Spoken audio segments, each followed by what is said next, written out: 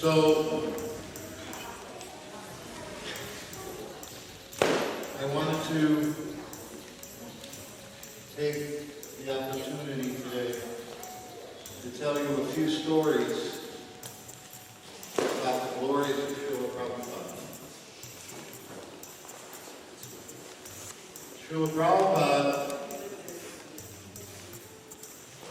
was the person who was chosen directly by Śrīla Bhaktisiddhanta Saraswati Goswami Thakur Prabhupada to be his emissary to the West and to be his preacher all over the world.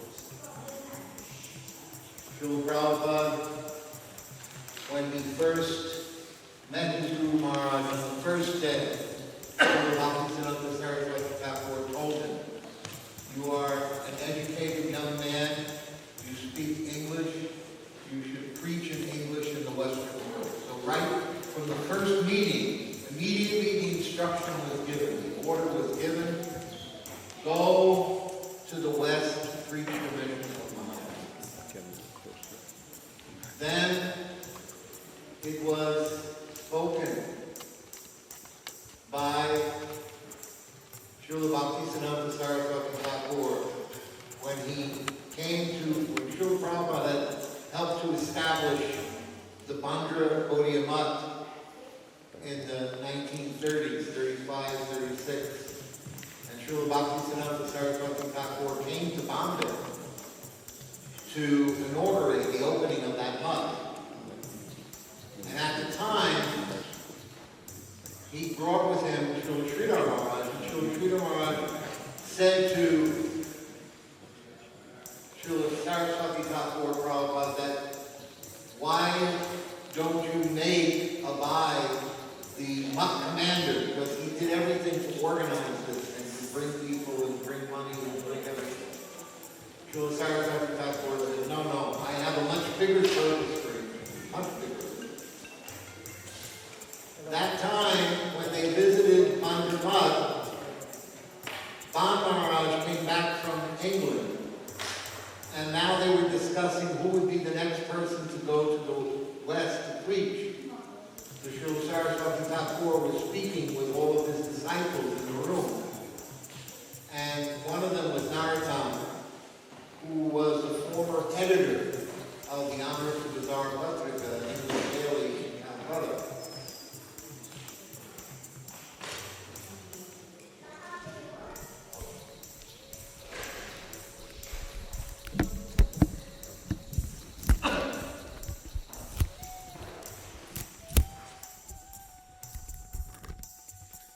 So, at that time, Śrīla Saraswati Thakur said, Narottam can be the next one to go, because Narottam speaks very good English, so he can go to the West and he can preach. He later became Bhakti Kamala Madhusudan Maharaj. So Narottam became very frightened.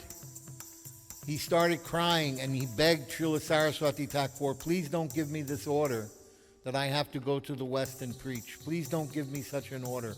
I'm not capable of doing this. I don't want to leave your lotus feet. I don't want to go. Please don't give me the order." So Narottam was saying to Śrīla Saraswati Thakur, and Śrīla Saraswati Thakur said, "It's okay. You don't have to cry." He said, "Besides, Abai Babu will go and he will do everything." So again, this instruction was there.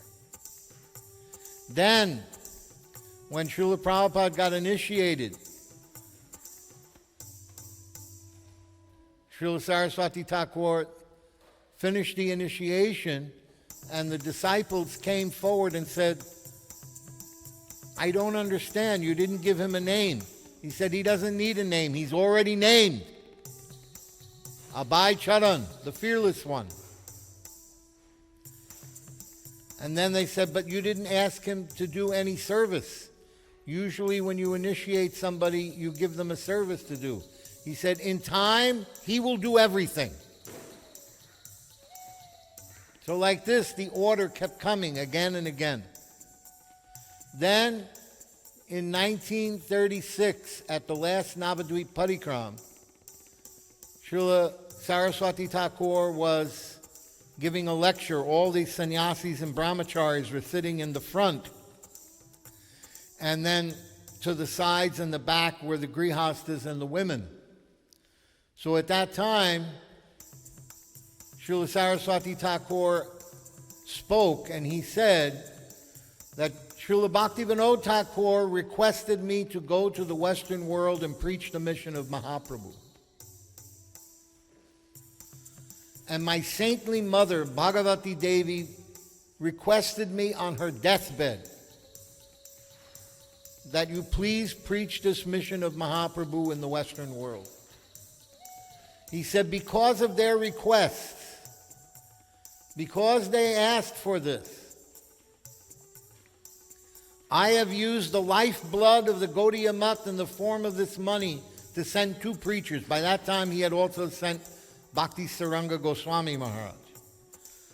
To send 2 preachers to the West to preach this mission, but until now, they have not been successful. So after he said this, Saraswati Thakur looked over to the left. This is described by Nayana Baba. He, Śrīla Prabhupāda's godbrother, and he was telling this story because he was present. He said at that time, at that point, Nayana Baba said he thought that Saraswati Thakur was looking away from the sannyasis and looking at himself. But then he could understand he was looking past him. So he looked behind him, and there was Śrīla Prabhupada, our Guru Maharaj, standing there. And they were looking at each other very intensely. So then Srila Saraswati Thakur turned back to the sannyasis, looking at the whole crowd, looking forward, and he said, today I have a prediction to make. Whosoever shall go to the Western world next, no matter how long it takes them to go, when they return to India, they will bring with them the whole world. So again and again we see that Saraswati Thakur was giving the order to Śrīla Prabhupada. He had the order. He had the order and he had the power. Throughout India and the whole world, Prabhupada distributed his books. But it's very interesting what has happened in India, that the acharyas for the different Gaudiya Maths first got introduced to Krishna consciousness through Śrīla Prabhupāda's books. I have seen in many different places that Śrīla Prabhupāda's books are there, and they have told me that before I met the Gaudiya Math, I read Prabhupada's books. And then I became involved in Krishna consciousness. And now those persons are the acharyas of those maths. Śrīla Prabhupāda's long hand of preaching has influenced everyone. Has influenced everybody to understand Krishna consciousness from the particular perspective that he received from Sri Krishna himself.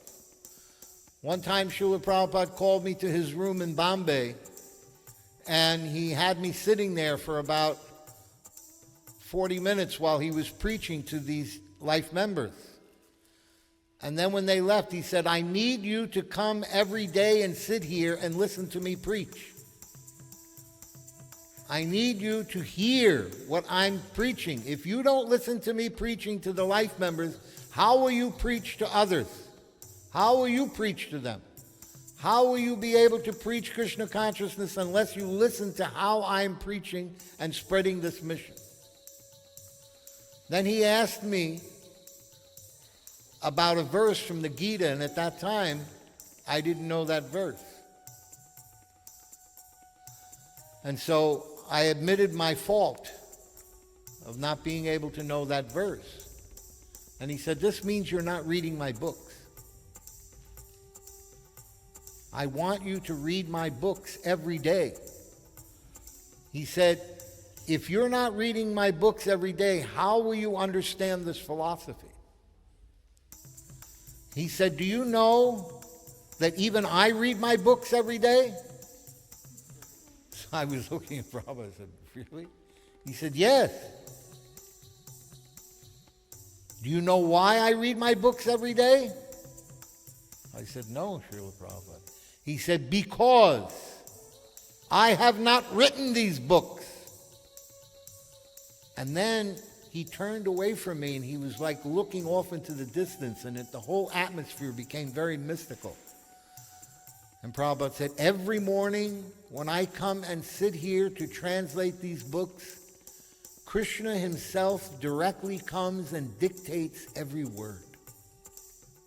So these books are the direct teachings of Krishna to me when I'm writing them. So powerful. I could feel, I couldn't see anything, but the way Prabhupada was expressing it, I could feel the presence of Krishna in the room in a very profound way. So in this way, Śrīla Prabhupada empowered us by hearing his teachings, and he empowered us by writing his books. He even said one time in Vrindavan, when he was pointing to his rooms to some of us, he said, this is where I prepared to preach in the West. So one of the disciples asked Śrīla Prabhupāda, how should we prepare to preach? He said, you don't have to prepare. I am empowering you. We are directly empowered by Prabhupada to preach this mission all over the world. And without the blessing of Śrīla Prabhupada, no one can preach the mission of Mahaprabhu all over the world. Anyone who is able to preach this mission is only able to do so by the blessing of Śrīla Prabhupada. By his blessing, the mission of Mahaprabhu can be preached everywhere. So we should understand that he was the one. He was the one that was chosen by Srila Saraswati Thakur to spread this mission. He was the one that spread this mission of Mahaprabhu all over the world to every town and village. He was the one who empowered everyone through his books and his teachings and his orders to preach the mission of Mahaprabhu. He is always the one. Śrīla Prabhupada is the one. He is the one who has made Krishna consciousness a success throughout the world, and without Śrīla Prabhupada's mercy, without his blessings, there is no possibility of being a preacher in Lord Chaitanya's Sankirtan army, because Śrīla Prabhupada is the Sanapati Bhakta. He is the lieutenant-in-chief, the commander-in-chief of the Sankirtan army in this world, Chaitanya's Sankirtan army in this world. And so today, on this day of Śrīla Prabhupada's appearance, I offer my humble, respectful obeisances at his lotus feet and beg him to please bless me that I can continue to preach the mission of Mahaprabhu wherever he wants me to go. Dandavat.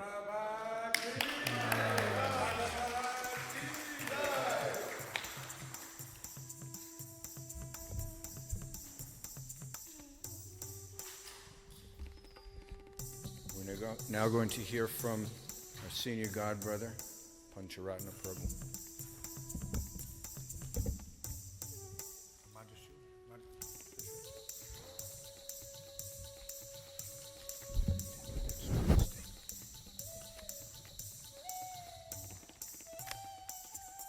I know time is quite short, so I'm just going to read my offering for this year.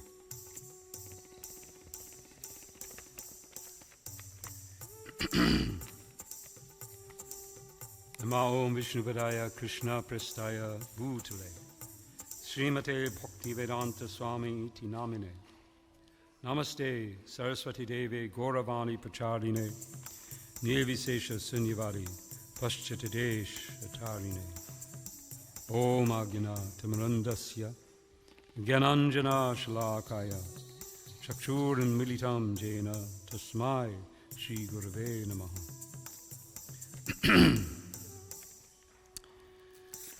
Surrounded by crisis, through the door of your shelter shines the light of true friendship, the promise of a true well-wisher.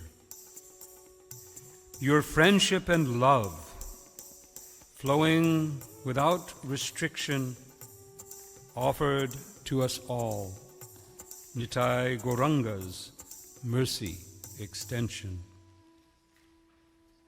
When walking amongst us, we felt your friendship directly, and now it continues through the wealth of your legacy. You've bequeathed this to us, so we may forever realize those same qualities that manifested when you sat before our eyes. The qualities of a true friend, so rarely found in this world, always there to help us, even when we don't deserve. When in pain, you comfort us with the promise of our Lord, never passing judgment, accepting us as we are, and holding out your hand to lift us from below. We simply have to grab on, knowing you will never let go. To repay such friendship is an impossible quest. Still, we try to return your love and give you all our best.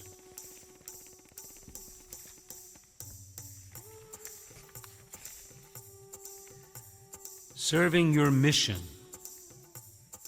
to reconnect every soul with their friend in the heart who makes us all whole.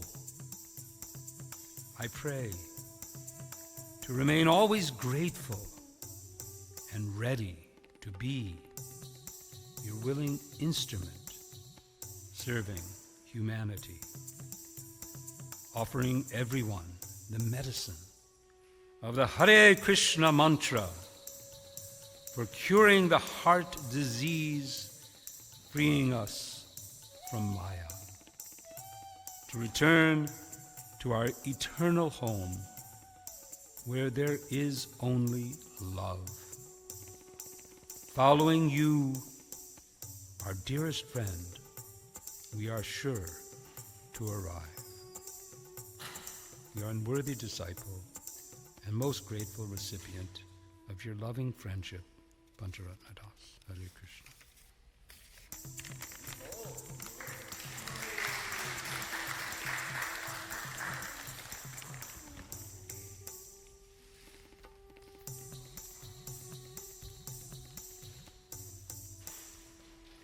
Now we're going to hear from our God brother, Locanananda Prabhu.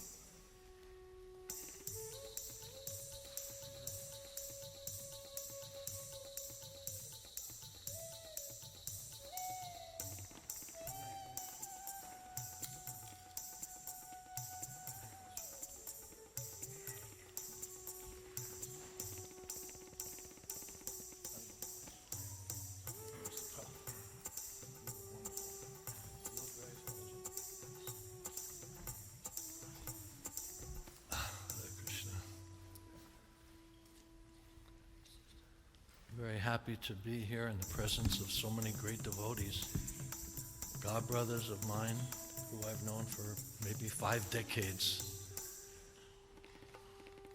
And they have done so much service. I must commend them, I must honor them, offer my humble obeisances to them, because we are servant of the servant. That is the instruction of Chaitanya Mahaprabhu.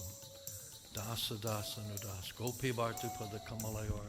Dasa das anudas. Oh, yeah.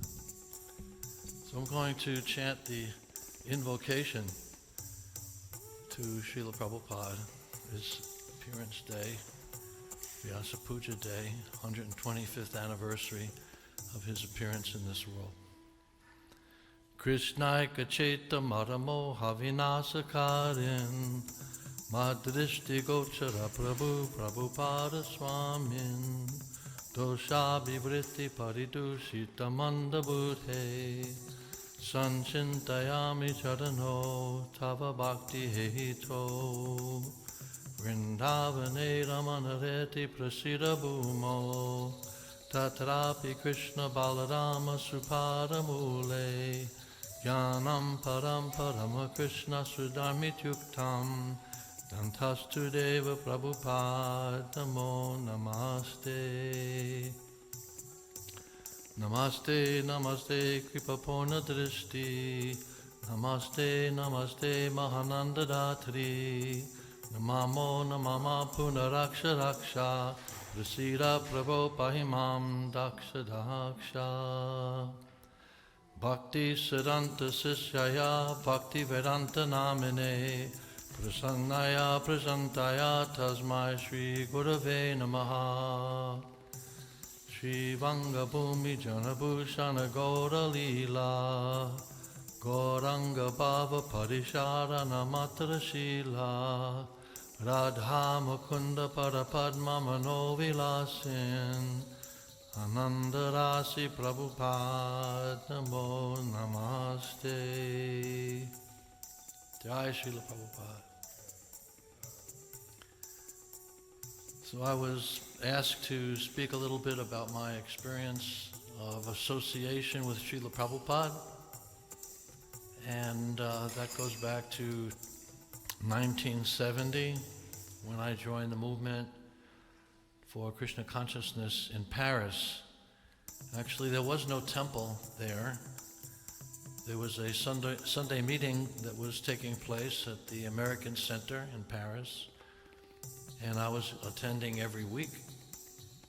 One day, the devotees said that we have been evicted from the apartment where we were gathering to cook and offer prasadam to the Lord and to honor prasadam together. We need a place to go. Does anybody know of a place? And I raised my hand and I said, I know a place, my place. And so everybody moved into my apartment. And that became the first ashram of Krishna consciousness in France. There was a letter that came from Śrīla Prabhupāda where he actually thanked me for offering my apartment to serve as a base for the preaching work that was going on in France. And so I was very blessed from that early day. I started going out on Harinam Sankirtan, and I'm still going out on Harinam Sankirtan, by the way. And devotees were saying, oh, you're so enthusiastic. So I was there as a medical student, actually, but the school was closed because of a student and teacher strike. There was a very politicized atmosphere, and there was student rebellion and roads being blocked off, cars set on fire, and so they closed the schools down. And I met devotees on the street, 2 devotees. I didn't know who they were, where they were from, and they said, they had told me, you can come and see us. I said, what do you guys do? They said, we sing and we dance, come and see us. They gave me an invitation, and that's how I got involved. So then when they moved in, I started going out on Harinam Sankirtan, and at first they said, why don't you put on a dhoti, because you're really enthusiastic. Okay, I'll put on a dhoti. Why don't you put on tilak the next day? Okay, I'll do that. Why don't you shave your head? No way. No, impossible. I would never do that, because I still want to go to medical school, you know. And they said, well, let's do this. We'll make an agreement that if in 3 weeks you're still enthusiastic about going on Sankirtan, you'll shave your head. I said, okay. And they said, okay, you're going to sign this. We're going to write it on a wall so you could see it every day. And they made me sign it, the agreement. 3 weeks came and went, and I shaved my head, never looked back. I also never looked in the mirror after that.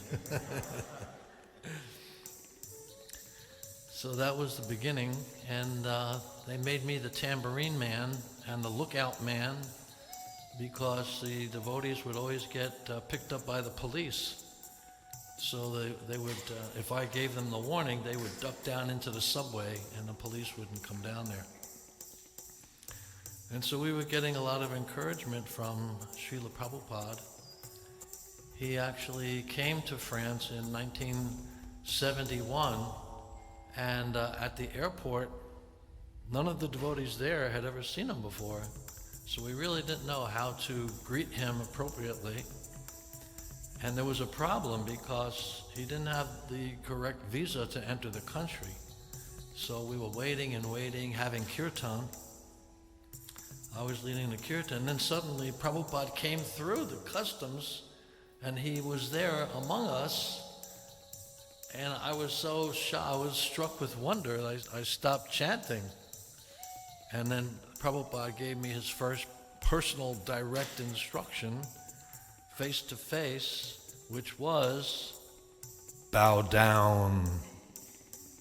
Because none of us had bowed down when he came through. So, we all bowed down, we're touching Prabhupada's lotus feet. And then I got up and he said, where's the car? And actually the vehicle that we had taken the temple president to the Indian consulate office to get a visa arranged for Śrīla Prabhupāda to come into the country. So they called in, that's how he came through. But the car was not there. It wasn't a car, it was a big police wagon, black and white. In French they call it panier de salade. I don't know if you speak French, anybody, but panier de salade is like a truck that you can fit maybe 15 or 20 people in, and that's how many devotees we had at the airport. And Prabhupada said, where is the car? And I said, there is no car. He's supposed to feel very foolish in the presence of the spiritual master, and I was really feeling that. And that was not the only time. So I was running around trying to get a taxi. Meanwhile, there was a devotee who had just shaved his head, and he was, as Prabhupada exited the building and was waiting at the sidewalk, this devotee was rolling around on the sidewalk back and forth in front of Prabhupada on the ground. He was out of his mind. And I came back, we had a taxi to take Prabhupada to the consulate. Well, actually it was the Indian Tourism Office where he was going to have a press conference. And this Bhakta Alan, he tried to get into the taxi with Prabhupada, and of course I had to pull him out because he was crazy. And in fact, after Prabhupada left, our vehicle came back and took all of us to see Prabhupada at this press conference. All the devotees went except for Alan, who stayed at the airport for some reason. But I'll tell you more about what he accomplished as a devotee, because he got Prabhupada's mercy. Prabhupada was looking at him, what is he doing? This is not Vaishnava behavior. He's not in Vrindavan, he's here on the sidewalk in Paris. When you get to Vrindavan, you can do that, and disregarding all social status and your reputation and prestige in society, and roll in the dust. So that is appropriate, but maybe not at the Bourget airport. So at the press conference, I was asked to introduce all the devotees to Prabhupada. And Prabhupada asked me some questions. He said, this main street here, do you do Sankirtan on this street? And I said, not really, Prabhupada. This is more thoroughfare for vehicles and not so much for pedestrians. There are many places we go to chant. He said, does chanting party go out every day? And I said, yes, Śrīla Prabhupāda. He said, do you go every day? I said, yes, Śrīla Prabhupāda. And it was true. We all went out. If you didn't go out every day, you were considered to be covered by Maya. In fact, people say, you're in Maya. You didn't do Harinam today? You're in Maya. Even if you stayed back to do the laundry for all the Sankirtan devotees or cook prasadam that was brought out to the devotees doing Sankirtan, all the devotees who were staying back would go out in the afternoon. So every single devotee, that's why Prabhupada said once at Bhaktivedanta Manor, he said, everyone must join the Sankirtan party as soon as possible and go every day, at least 1 hour a day. So that was the standard. So I was in London that same year, 1971. It was Radhastami. And I just showed up. I didn't know that there was a fire ceremony that was going to take place. So when I got there, they said, are you receiving initiation? I said, yes, because I was there to take Brahmin initiation. And so I sat down, and Prabhupada was on the Vyasa-san, and he was giving a talk. And then he was looking at a painting on the wall. It was a painting of the Panchatattva. This is at the Berry Place Temple. And he kind of, he made a gesture like that, and then he went like this. So his servant came up, what is it, Prabhupada? What do you mean? What are you trying to say? And he said, the painting of Chaitanya Mahaprabhu, the Panchatattva, I'm looking down at it. He said, you have to lift it up so I can look up to it. Otherwise, I'm seated above the Supreme Personality of Godhead, and that's also inappropriate. So we understood. And Prabhupada then he talked about chanting the regulative principles and chanting 16 rounds on your beads every day. And he said, I chant early in the morning. You can chant early in the morning or late at night. And he said, but don't count the rounds you're chanting in the afternoon. So he said, I finish my rounds at night. And then someone asked about, what about chanting on Adarśi? Should we chant 25 rounds? And Prabhupada said, why stop at 25? So he was always encouraging us. He was asked, Prabhupada, how can we please you? How can we make you happy? He said, chant Hare Krishna 24/7. And that was it. That was the instruction. Because chanting is the essence. It is what draws us nearer to Krishna. It is what attracts Krishna's attention. So these are some of the pastimes. I just wanted to move forward a little bit to tell you about, because I think my time is running out, about the installation of the deities in Paris, Radha Paraseshwara. And Śrīla Prabhupāda came to the temple, and I was helping to prepare the feast. I was making samosas at the previous temple building, which was in Fontenay Rose. Prabhupada had visited that place in 1971 when he came from Moscow. If you read the conversation he had with Professor Kotovsky, he said, I am going now to France where we have a temple in Fontenay Rose. And so in 71 actually, when Prabhupada came back from his morning walk at Fontenay Rose, he saw there was a garage workshop and then the temple building, which were not connected.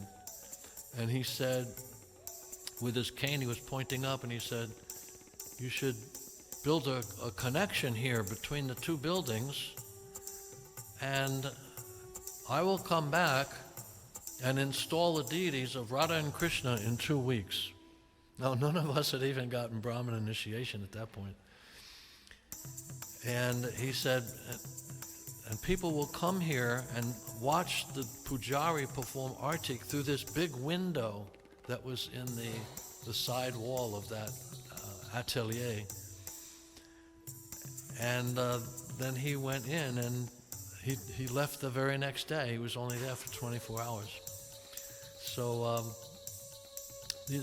when Prabhupada was installing the deities, I was cooking, making samosas at the Fontenelle Rose Temple, where we had the Spiritual Sky Factory. And when I came to the temple with all these, a box full of samosas, maybe 150 or more, that took a lot of time to prepare those single-handedly. And I tried to get into the temple room so I could hear Prabhupada giving his lecture, and the deities were being installed. There were so many devotees in the temple room that I couldn't even open the door. It was completely blocked. Then I was thinking, there's another entrance. It's the Pujari's entrance, like over there. You can go in onto the altar. So I went in the other way, and I was right by the altar. The curtains were closed because the deities were being dressed for the first time, Radha and Krishna. And Prabhupada was on the Vyasa. So I was thinking, I am so far away from Śrīla Prabhupāda. There's no one in this room who is further away from Prabhupada than I am. I wish I could be up there with the devotees and be right next to him. That is my greatest wish. So then Prabhupada ended the class, and he stood up from the Vyasa, and he walked up to the altar because he was going to perform the arti, and he stood right next to me. And just see how Krishna fulfills instantaneously the desire that fills the heart of the devotee. So then Prabhupada, and I have a couple of pictures that were taken at that occasion. When Prabhupada was performing the Arctic ceremony, and I was so close because devotees were pushing from behind. I was getting closer and closer to Prabhupada. And he offered the water in the conch shell, poured it into his hand, and threw it in my face like that because I was just so close. Maybe he was telling me to step back by doing that, but I got a lot of mercy that day. And then he was fanning the deities with the peacock fan, and it was brushing against my face. I mean, that's how close I was. And he kind of looked at me like, do you have to be this close? Because on a morning walk, he told me once, he said, don't come too near, because I was right behind him. So I understood. He didn't want anybody coming that close. And then he performed the Artik, the conch shell blew, and Prabhupada turned toward us. He raised his hand and he started jumping, and the devotees were in ecstasy. Yadav Bar was there filming. And when he saw the devotees dancing in ecstasy like that, and Prabhupada jumping in the air, he put his camera down. Later on, Prabhupada said, did you get that on film? And he explained, he said, well, Prabhupada, it was so ecstatic I had to get into the kirtan. Then Prabhupada chastised him. He said, don't ever put your camera down. So these are just some of the stories I could go on. When I met with Siddhanta Prabhu across the street at the Holiday Inn, we spoke for 5 hours about these things. So I'll be around, and I want to thank you for being so attentive and kindly inviting me, Haṁsarūpa Prabhu and Adarśi Prabhu, for allowing me to speak here. It was a great honor and privilege. I really appreciate it. Thank you very much. Hare Krishna.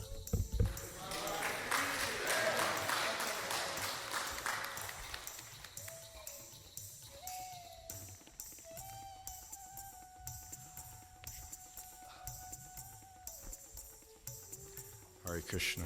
Now we're going to hear from our god brother, Bhūṣāra Prabhu.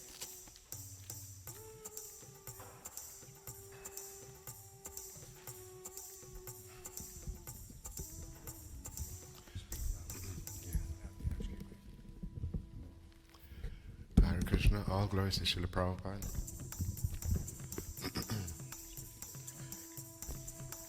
Namo Vishnu Padaya, Krishna Pistaya Bhutale, Srimate Bhaktivedanta Swami iti namine namaste Saraswati Devi Gaurvani Pacharini Nivasesa Sunyavati Pasatati Starani.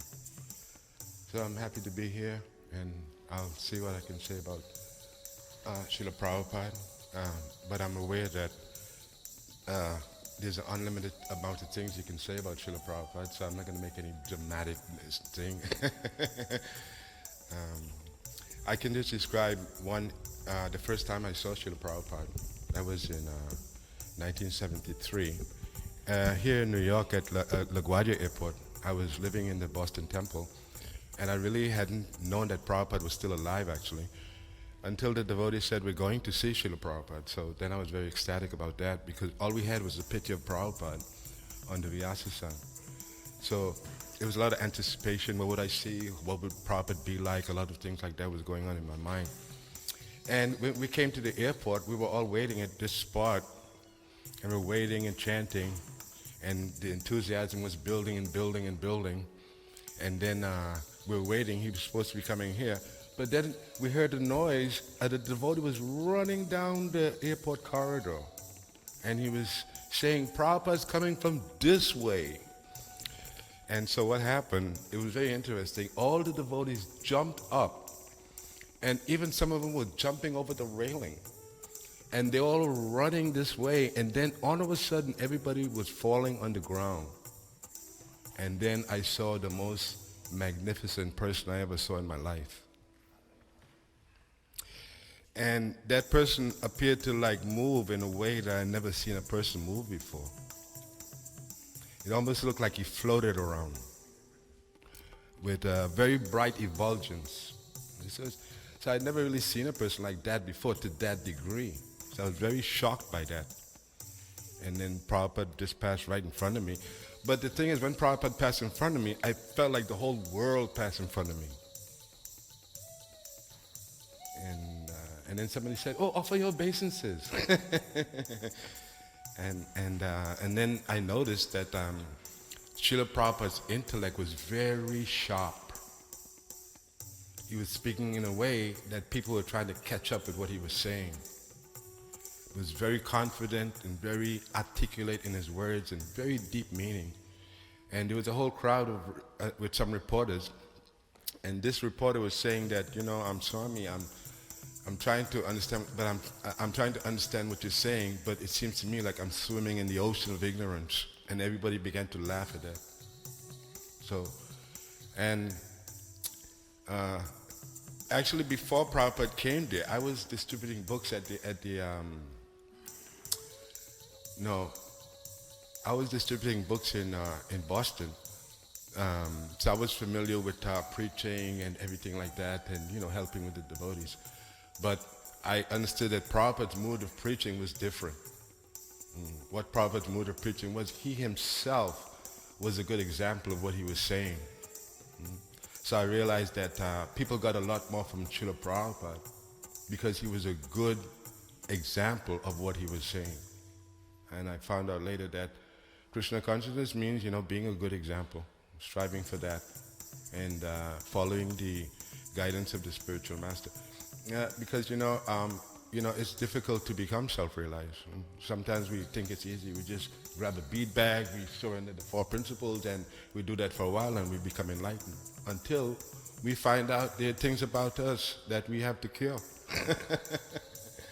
And so based on our ability to cure those things, then we will make the further progress.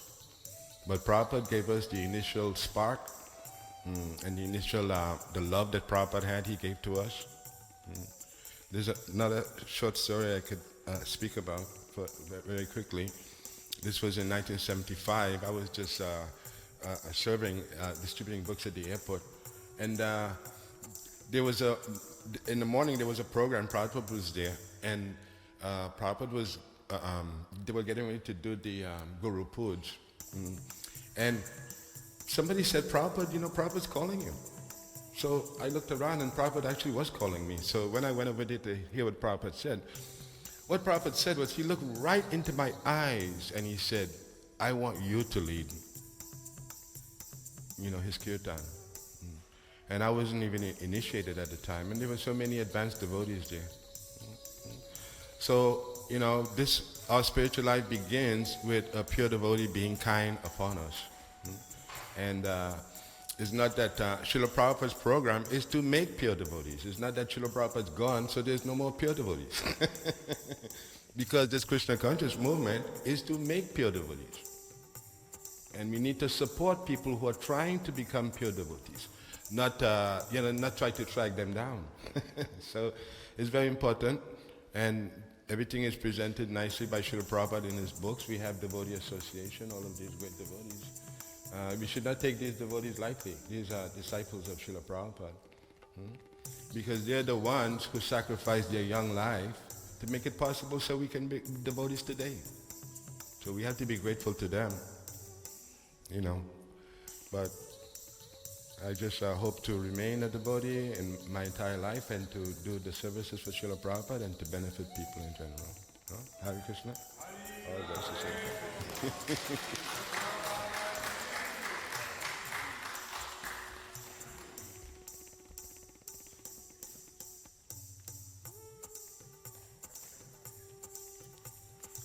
Hare Krishna. Now we're going to hear from our God brother, Bhūmipati Prabhu.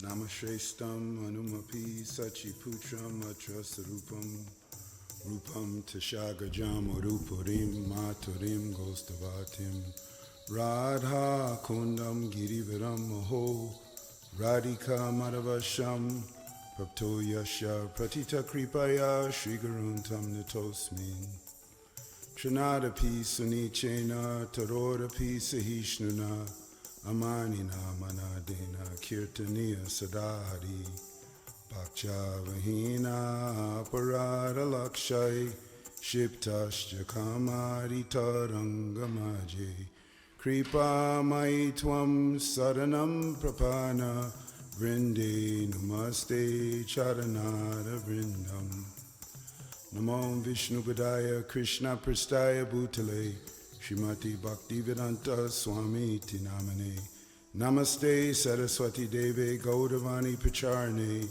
Nimvasesha Sanyavari Pastachade Shatarne Namo Vaiṣṇava Radhikaya Priyatmane Shri Srimad Bhaktivedanta Narayani Tinamane Vanchakopa Trubhyascha Kripa Sindhubhye Pacha Patitanam Pavanebhyo Vaishnavebhyo Namo Namaha. First of all, I'd like to offer my respectful obeisances to the lotus feet of my spiritual master, His Divine Grace, Srila A.C. Bhaktivedanta Swami, Śrīla Prabhupāda. I'd like to also offer my respectful obeisances to the lotus feet of my Shiksha Guru, Srila Bhaktivedanta Narayan Goswami Maharaj. I'd like to offer respects to all the Vaishnavas and Vaishnavis who are present here today, and I have a small time to speak, so I'd like to read one verse that's describing the Gauravani. In Śrīla Prabhupāda's pranam mantra, we say, Namaste Saraswati Deve Gauravani. So what is this Gauravani? The instructions from Gaura, Sri Chaitanya Mahaprabhu. So this one verse in a nutshell is giving this whole description of Śrīla Prabhupāda's mission. And this verse is Arajyo Bhagavan Vrajeshas Tanayas Tad Dhamma Vrindavanam Ramya Kashchit Upasana Vrajavadu Vargena Yakopita Srimad Bhagavatam Pramanam Amalam Prema Pamarto Mahan Shri Chaitanya Mahaprabhu Matamidam Tatra Dora Na Para. So this verse is explaining that this Sri Krishna, who's the son of Nanda Maharaj, the Lord of Vrindavan, is Nanda Maharaj, but Krishna is his son. That Krishna is our most worshipful object.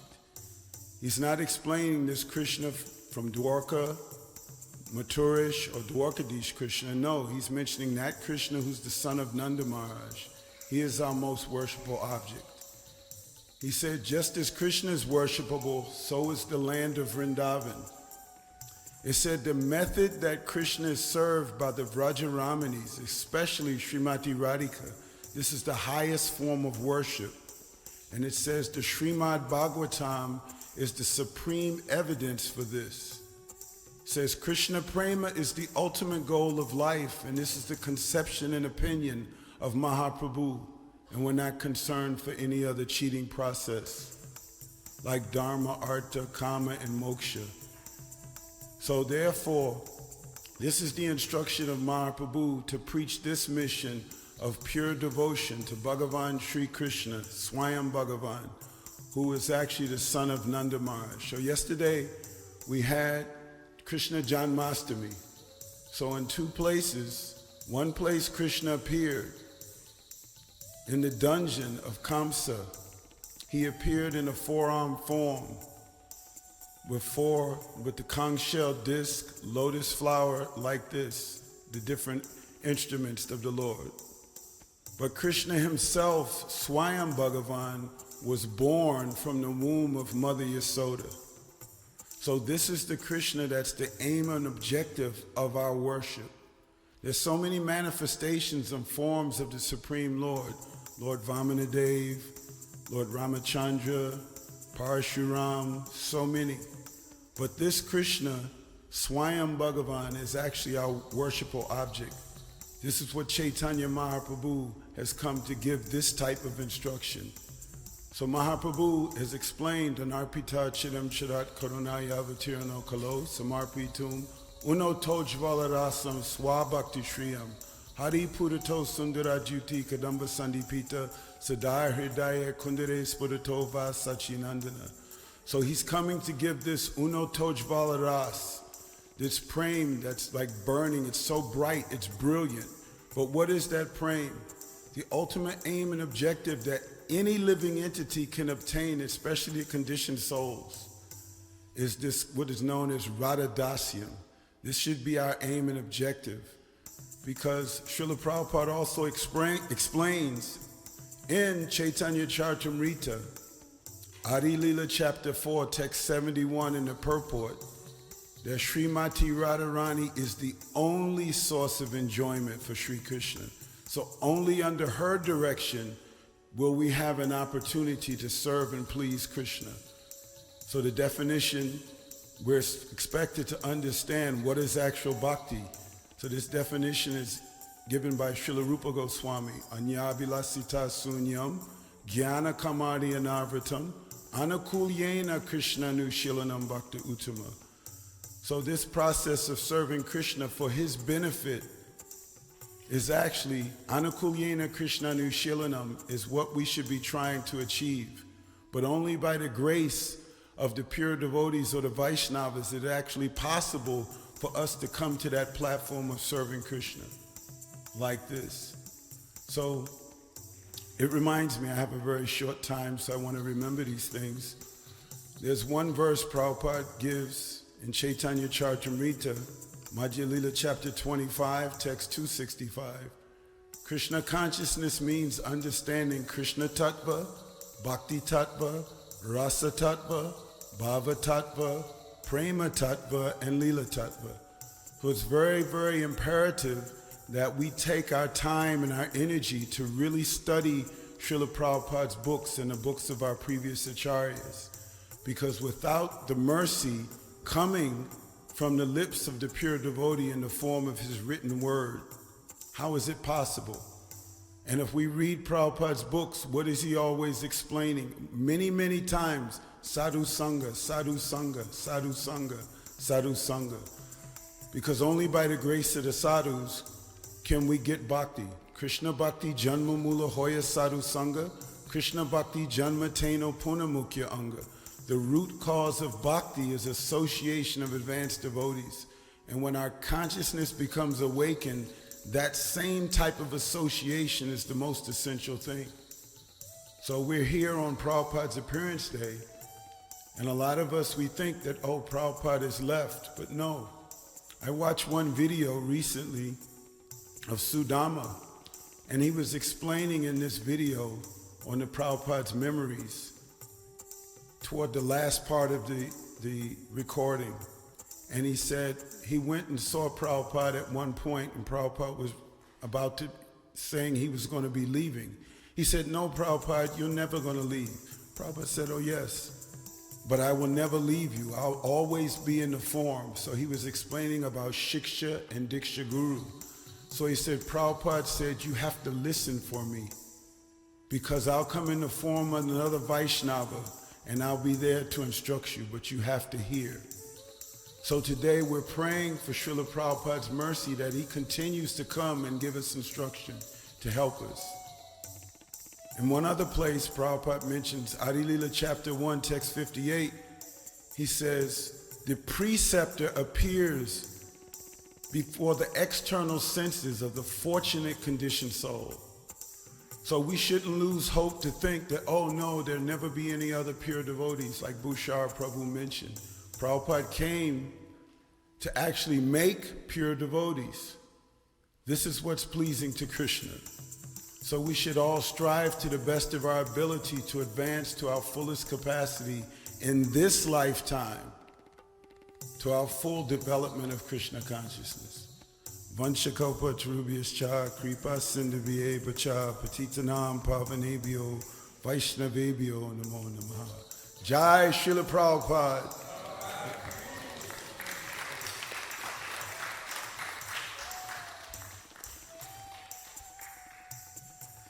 Now we're going to hear from our god sister, Atītaguṇa Prabhu.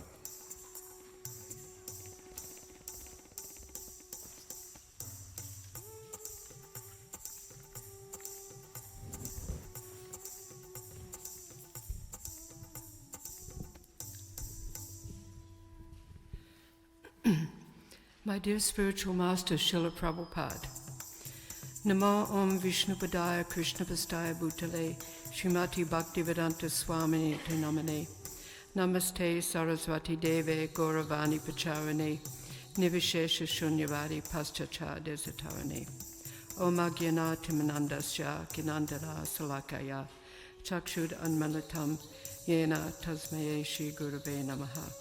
Jai Śrīla Prabhupāda. On your 125th anniversary of your appearance, I am reflecting on the journey that you were taking me on. I was in a position of being totally confused about the nature of existence, and you have brought me to understand that these material bodies are received as terms of imprisonment for our past karma. They have nothing to do with our real selves, as we are spirit souls temporarily inhabiting material bodies. You've told me that Krishna is God and we are his servants. You are a pure devotee helping us separate spirit from matter. You are teaching us pure bhakti. Our Vaishnava philosophy teaches us that if you please your spiritual master, then Krishna is also pleased. My dear Śrīla Prabhupāda, you are trying to deliver us spirit souls from the two types of entanglement, subtle and gross. You are our preeminent guru of ISKCON. We have a personal relationship with you through your books, chanting, and inspiration. Your Vapu was an inspiration, but your Vani is the real thing. Your heart is as soft as a lotus petal. You taught us how bhakti dissolves the subtle body of the living entity without separate effort, just as fire in the belly digests all that we eat. A couple of years ago, I went to Ujjain for treatment and could see how you, Śrīla Prabhupāda, had revitalized the understanding of Supreme Lord Krishna in so many places in India. Śrīla Prabhupāda, you could understand the message of your spiritual master, that if the message of Lord Chaitanya could be taken to the West successfully, then India would follow. How ecstatic that this sublime peace formula is now flooding the world. I want to thank you so much, Śrīla Prabhupāda. You have made the unbelievable believable, the impossible possible. You would stay up every night translating the Srimad Bhagavatam for the benefit of mankind. You made a miracle in our lives. We owe you everything. We can't repay you. You taught us that the spirit of engaging everything in Krishna's service is Yukta Vairagya. This is what Śrīla Bhaktisiddhanta Saraswati Maharaj wanted to teach the world, and you, Śrīla Prabhupāda, was his emissary, the one designated as his agent to spread Krishna consciousness around the world. You took the order as your heart and soul. I have no special talent, but I am passionately curious. I am setting up my world according to your desires. Most living entities want peace, and you showed us how Harinam makes the devotees peaceful within themselves. I remember in 1977 at Gorpanim in Mayapur, the ladies were able to have darshan with you, Śrīla Prabhupāda. We lined up outside the door of your room. 2 ladies were able to get your darshan for 2 minutes at a time. Before I left for Mayapur from Australia, I asked a friend what I could personally take as a gift for you, Śrīla Prabhupāda. She said, full cream milk powder. I was startled because in Australia it's such a common commodity. I bought a tin of it along anyway. In those days, every Australian devotee would bring you 2 kilos of ghee each, and I also bought you the tin of full cream powdered milk. I was so embarrassed to give it to you. I was thinking, this is such a common thing for us. How can I give this to my spiritual master? I thought you were going to say, this is so far from milk, etc. But when you saw the banged up tin of milk, your eyes lit up and you said to your servant, make all my milk sweets out of this. Then you talked for 30 minutes on cow protection and the incredible value of milk. I felt that the reason I was born was to please you, my spiritual master, like this. You explained that if you have land and cows, you can become free from sin and be attracted to devotional service.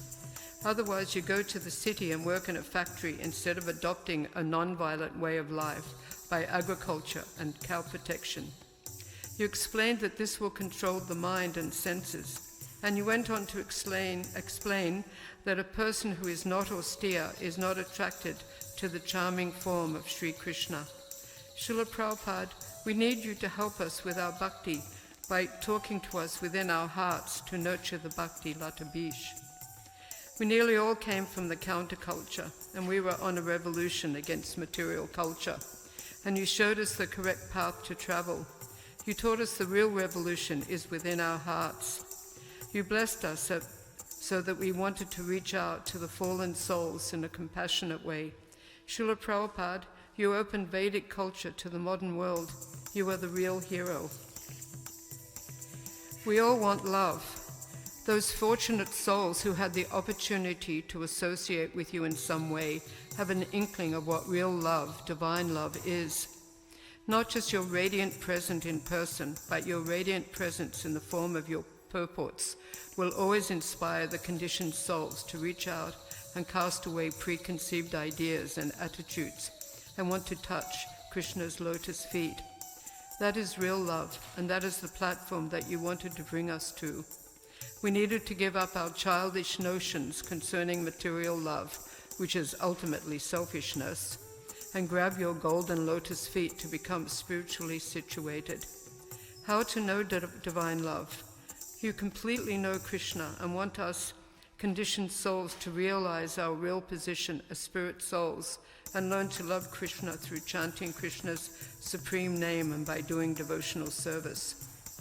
With my heartfelt gratitude and thanks, will my heartfelt gratitude and thanks be enough to repay you for the gift you have given me and all of mankind? I rejoice in your selflessly coming to the malicious shores to try to enlighten and inspire us about Krishna consciousness. Oh, happy day when you arrived in the Western countries. What would have been our fate if we hadn't met you? It's hard to say. The spiritual process is austere, but so relishable. Thank you again for your compassion and willingness to help us suffering individuals.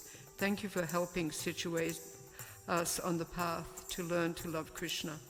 Śrīla Prabhupāda ki jai. I thank you again and again from the bottom of my heart. You're trying to be humble servant Atītaguṇa Devidata.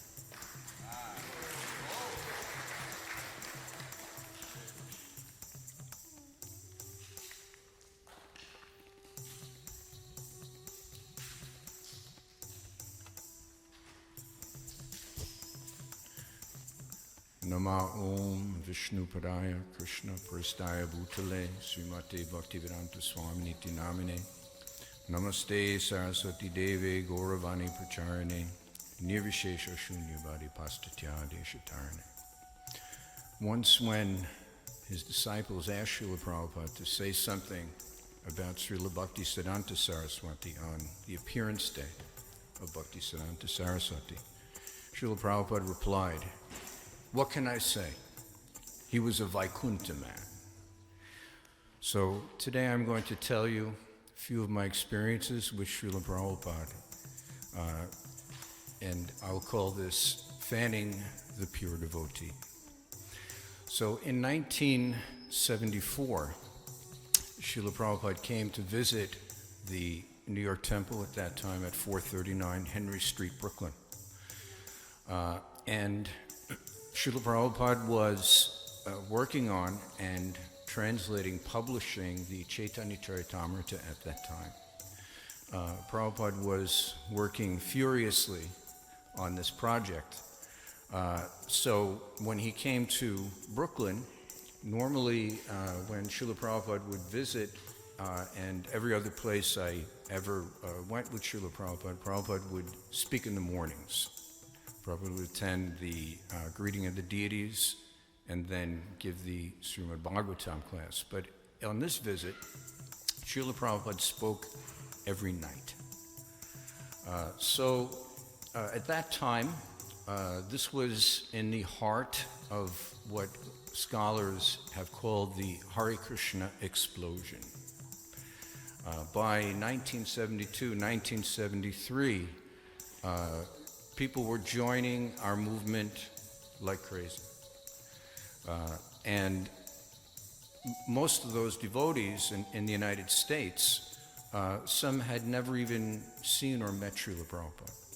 So when the information went out that Prabhupada was going to be in New York, this is maybe November, December, devotees started driving from all around the United States, from Canada, from Ohio, from the South, all coming to 439 Henry Street. So this influx was eye-popping. There was no place to even sleep. Devotees were sleeping in the halls. Devotees were sleeping in the closets. And at that time, the Brooklyn Temple Room was maybe 1/3 or 1/4 the size of this temple room.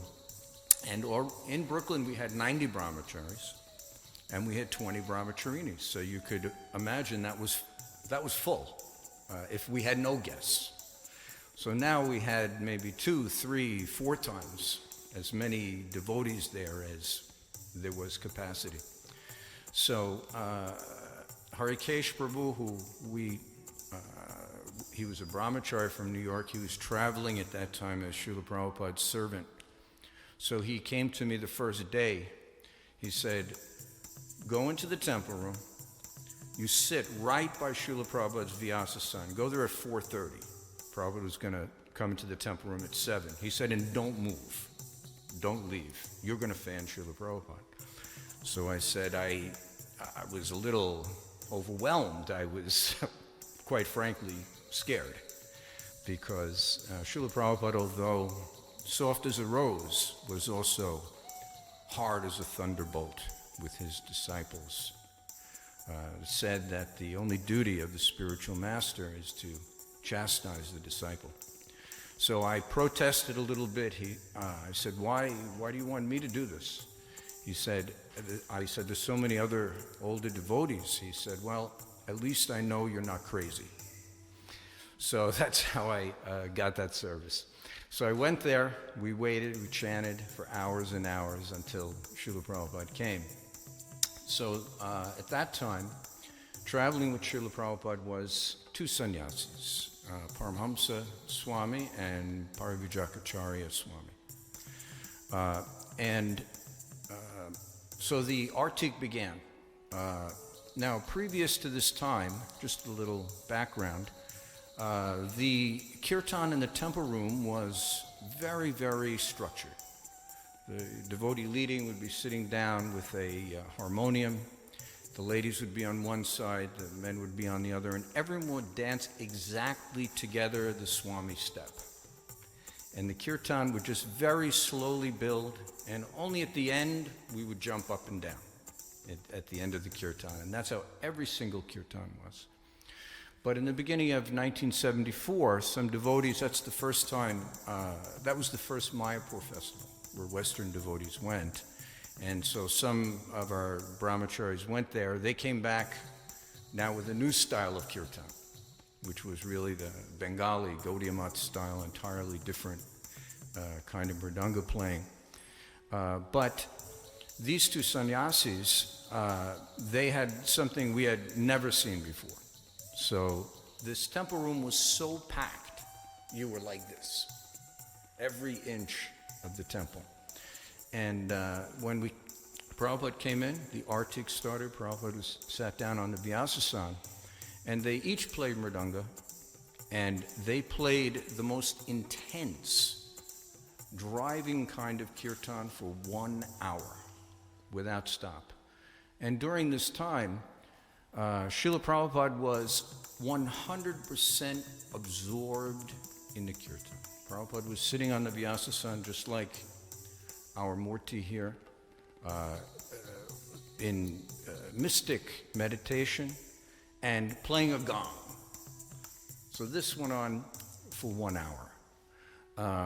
Prabhupada, when we think about the spiritual master, and we pray to the spiritual master, these samsara prayers, these exactly describe how Śrīla Prabhupāda was with Radha and Govinda and in the kirtan.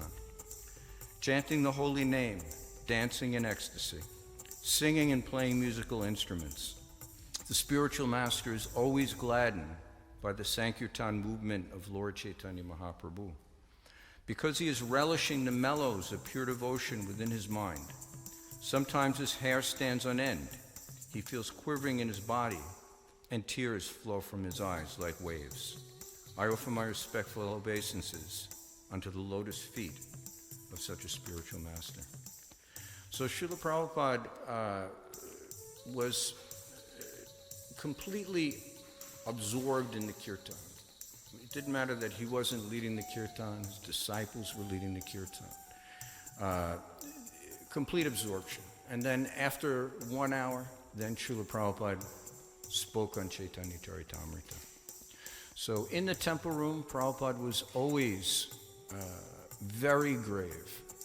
I never saw Śrīla Prabhupāda make small talk. I never saw him do anything except chant, or unless he was speaking, and his attention was completely on the deities. In the same way, the devotees, no one was socializing in the temple room.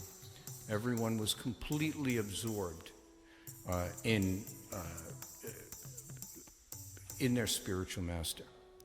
So I just want to give you this little glimpse.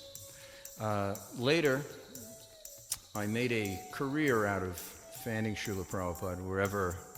I learned from Harikesh Prabhu how to do this. You just go a few hours before, and you stand by the Vyasa and look very serious.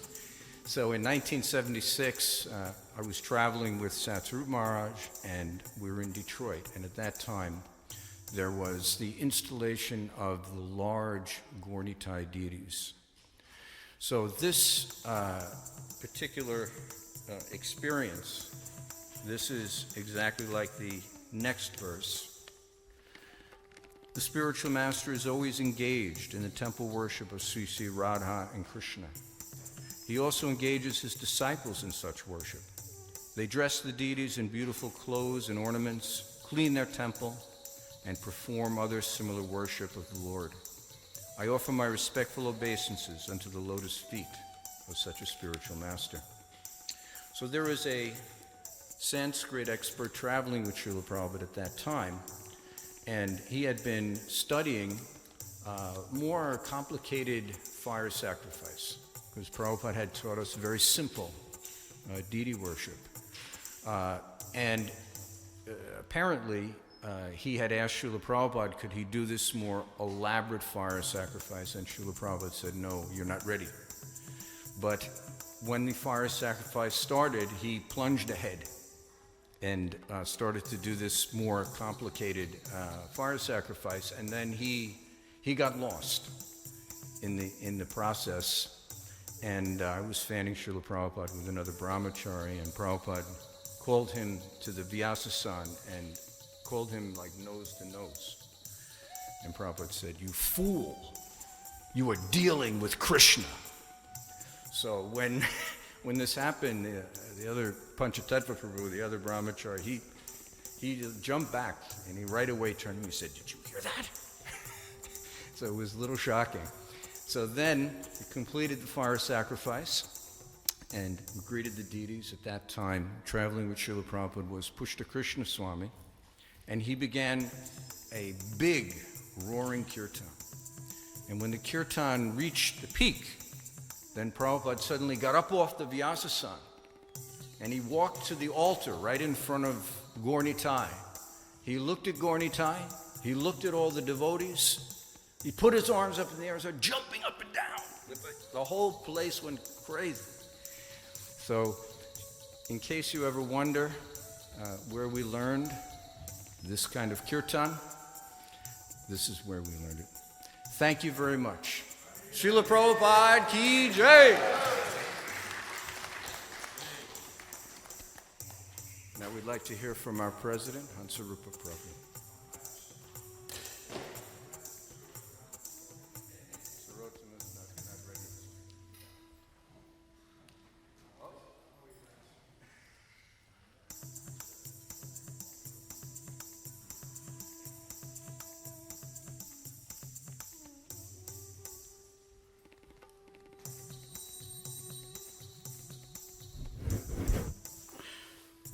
Hare Krishna. Om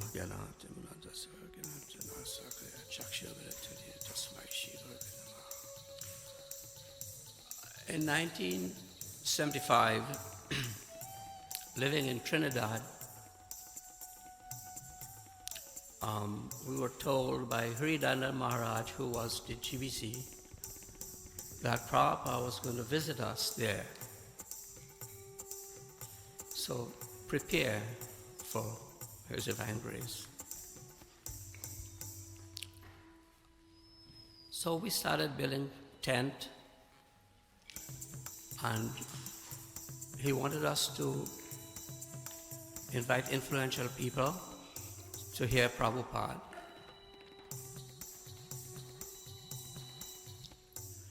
So after a day or two, he called back from Venezuela and said that Prabhupada is not coming to Trinidad anymore. Because he wanted to go to Trinidad and Guyana. He wanted to visit these places. And those who want to see Śrīla Prabhupada should immediately come to Caracas, Venezuela. So all those who had money and prepared to just board the plane and went to Caracas. As for me, I didn't have any money, so I stayed back. The president of the temple, he was passing, he saw me doing some work outside the temple. At that time, the temple was in St. Augustine in North Trinidad. And he asked me, "Are you going to see Prabhupada?" I said, "I don't have any money." He said, "I'll buy you a ticket. Come on, let's go." So Taksha bought me a ticket to Venezuela in 1975. Went to Caracas. The taxi dropped us close. The temple was on a hill, close to the temple. I mean, like maybe 20 feet away. So I was walking up and I saw a devotee from Trinidad with a stick. When I looked down in an area where there's a lawn, some trees, and I know who it was. So it was Pitamvara. So I said, "Pitamvara, what are you doing there with a stick in your hand?" And he said, "I'm a guard for Prabhupada. I'm guarding Prabhupada." And then, "And what are you eating?" He said, "I'm eating Śrīla Prabhupada's hair. It's prasadam." And I said, "Okay." And I walked to the front of the temple, went inside. We were at our room, spent the night, early in the morning, went to class. Prabhupada came out for Guru Puja, and then class begins. Now I was very puffed up thinking that I had some knowledge, because I was reading Haṁsarūpa book on astral traveling and thought forces and stuff like that. So I put myself in a position where Prabhupada can look at me like about 10 feet away from Prabhupada. So I right through the class, I was looking at Śrīla Prabhupāda. He would never look at me. And I said, what's going on? I thought I would contact with Prabhupada mentally and relate with him. So I was like thinking that was spiritual life. So about 30 minutes passed, 35 minutes passed, Śrīla Prabhupāda didn't pay no attention to me. So class is finishing, I bend my head like this, and I give up. And then I raised my head like this, and while raising my head, I felt two sunlight hitting my forehead. Bright, bright sunlight. And as I go up, with two lights going into my eyes from Śrīla Prabhupāda. And they were like bright sunlight. And I started feeling ashamed because I realized that he knew everything about me, that Śrīla Prabhupāda can see all my activities that I did, what I'm doing, and it seems as he was understanding past life also. I could understand that for myself, that Śrīla Prabhupāda was going in previous lives. And I started feeling ashamed, and ashamed, and ashamed. I was feeling smaller and smaller. Then I got up and I left the class over. I went in the room, and it bothered me. I didn't understand what had happened. So I went to sleep that night, feeling kind of sad because I didn't understand what took place. And early in the morning, next morning, the devotees came and said, Prabhupada is having a morning walk, and he wants all Trinidadian devotees to come in that morning walk. So I got a ride with some van. They give me a ride. And when they dropped me by the park, I saw Śrīla Prabhupāda in the distance, like he was flying, like he was walking, but the walking was so fast, I had to run to meet him up. So I started running, and then a flower fell out, his garland or something. I pick it up and I feel so special. It was like a great thing. And finally I met up with Śrīla Prabhupāda and the devotees. And there was a devotee named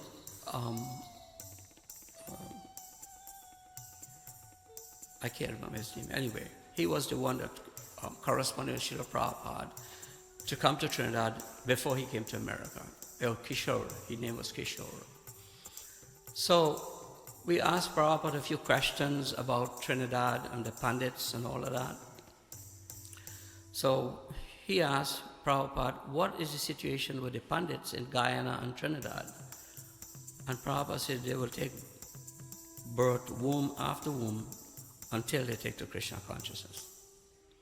Anyway, after that, we went back home. Then the next morning, I'm cutting this here because I don't think I have much time to say everything, and I can't remember everything. Next morning, Prabhupada was leaving to come back to the United States. And I got a ride again to the airport. When I went to the airport, there were so many devotees chanting and with Prabhupada asking him questions and prasadam, fruits and big plates, and Prabhupada was giving everybody. So there was so much people around there, I just went to sit on a bench right there. And I looked, then I heard on the speaker in the airport for Prabhupada to board the plane. So they came one time, and the second time, then Prabhupada started walking towards immigration and custom. And as Prabhupada was leaving to go, I felt that Prabhupada was taking my heart, and I started to cry. It's like a lover and a beloved, take someone's heart. It was like that. Prabhupada was taking my heart. And I started to cry until this day. This is the memory that keeps me trying to be a devotee.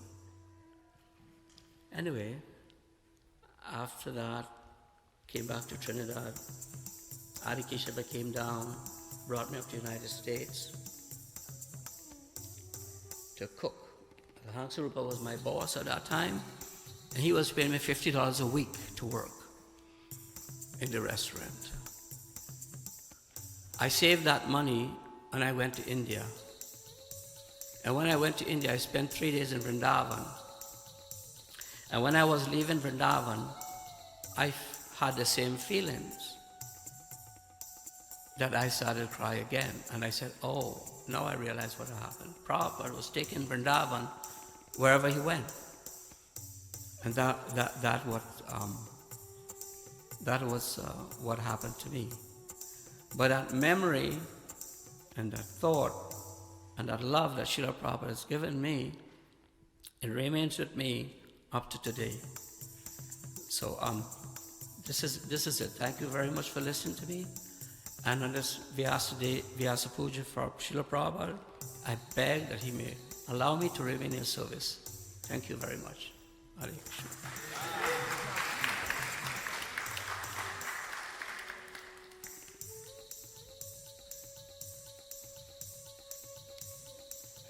Association in Mexico. Hare Krishna.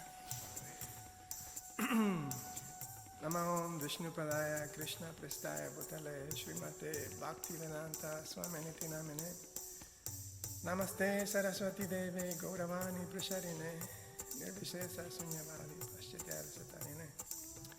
I just want to say a few words for encouragement to continue our faith and to continue with our practice of devotion and work in our society to maintain our community, because this is the community that His Divine Grace Śrīla Prabhupāda built for us.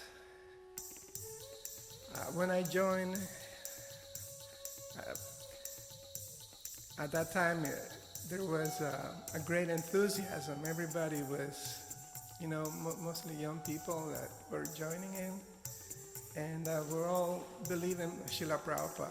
We believe in his mission, in the mission of Lord Chaitanya Mahaprabhu, and Sanatan Dharma. This Sanatan Dharma is what keeps us together. That if by the word of Lord Krishna and his Bhagavad Gita, the things I bring this up is that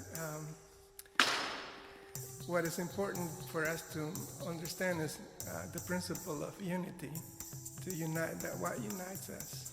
And what unites us is what is stated in the scriptures and what's preached by the sadhus, like Śrīla Prabhupāda.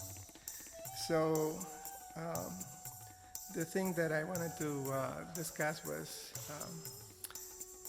that His Divine Grace wrote a letter to Mahatma Gandhi in 1947, where he was warning him that you're trying to maintain unity amongst the Hindu communities and the Muslim communities, but you're surrounded by so-called friends, and they're actually sabotaging your mission, your struggle, political struggle. And Śrīla Prabhupada advised him that if you quit politics and become a sadhu, then you can send the message in Bhagavad Gita. So Śrīla Prabhupada wrote this letter to Mahatma Gandhi, and he said to him in that letter, very respectfully, I can, if you retire from politics for a month, we can engage in conversations on the Bhagavad Gita, and I can explain all the verses in the Bhagavad Gita that explain the actual truth, explained there by Sri Krishna.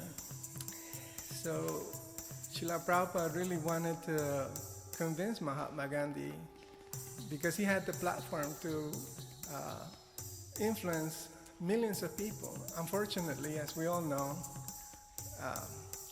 that didn't happen, and it turns out that Mahatma Gandhi was assassinated, and he did not listen to the message of Mahaprabhu and Śrīla Prabhupāda. And the lesson here is really that in order to have a unity, we have understand the principles of Sanatana Dharma, and understand what's stated in the Bhagavad Gita as explained by Śrīla Prabhupāda in his books. So if we have that, we'll have everything that we need. We'll have what's important, all the virtues that are important for us to put in practice and maintaining our faith. Because one of the messages that Mahatma Gandhi is well known for is message of love and non-violence. We also believe in love and non-violence, but we believe in the practical application of love and non-violence. Just because we love animals doesn't mean that we have to embrace a tiger. So we have to understand, we use our judgment to put in practice what's explained in the Gita. And to keep our community together, it means that we have to understand when we need to apply that judgment, what's explained in those verses that are actually described by Sri Krishna. For example, the truth, the absolute truth, and what is important to have in our lives, to practice our sadhana bhakti and to apply our principles of chanting the 16 rounds, chanting of the holy name, and preaching the gospel of Lord Chaitanya Mahaprabhu. Those are what's in practice and what we believe is true. And if we keep that, if we have those principles, if we have that in our faith, that means that we can stay together. And also because part of the process is that we need to understand that in the disciplic succession and the principles of humility and the basis of the books. So this is essential for our daily lives, and especially in these moments of a lot of chaos and in this pandemic.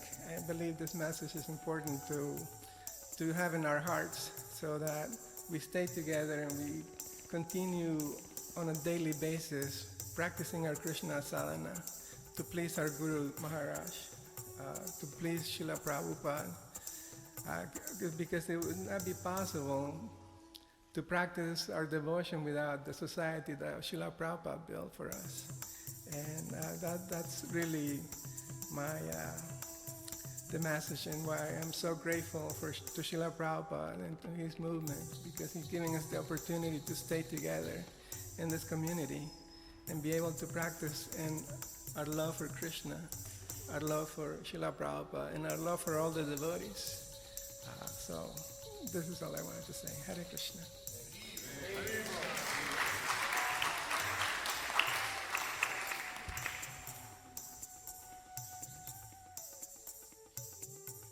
Begin in 12 minutes, 1 o'clock. And Bhagavat Maharaj will lead us in the prayers. I did. We can't hear. So then, we'll get you some. And then we'll continue on with the Haṁsarūpa prayers led by Locanananda Prabhu. And 2 o'clock is the feast, so everybody be patient. Everything's being done. The Lord, Śrīla Prabhupāda has just had his offering, the Lord has just had his offering. So they'll clean up and everything like that. And are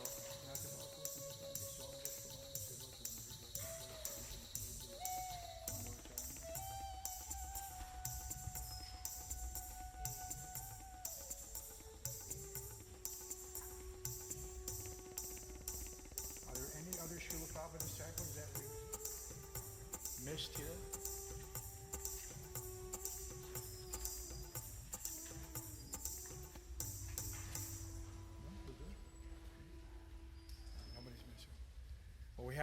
I can say a few minutes to take up the space, although I have nothing really practical to say, as Bhūṣāra has confirmed. I was fortunate, as was Adarśi, to join here, in Brooklyn, at 439 Henry Street. So we were, and as he mentioned, we're very tight-knit, tight in many ways, space-wise. And if you can, I don't know if you can visualize, we don't have 90 brahmacharis living here. We had 90 brahmacharis living, most of them on the 3rd floor in one room. And we used to have sleeping bags, and you would be head to toe with a devotee next to you. Like, I mean, the only analogy I can think of is sardines in a can. And when one devotee got up, everybody got up, because you had to you couldn't really walk over people, but as you're trying to squeeze around, you're giving that devotee a gentle nudge. And as brahmacharis, we lived very simply. We had lockers around the room, and these metal school lockers, just like you had when you were in high school. So when one devotee got up to get his one of his 2 dhotis or one of his 2 kurtas, he would open the door and he would slam it. So if you can just imagine all these metal doors slamming, one after another, that was our alarm clock, basically. But it was such an atmosphere surcharged with this camaraderie. We were serving together, just like Prabhu was saying, shoulder to shoulder, but not only in the temple, but out on the street.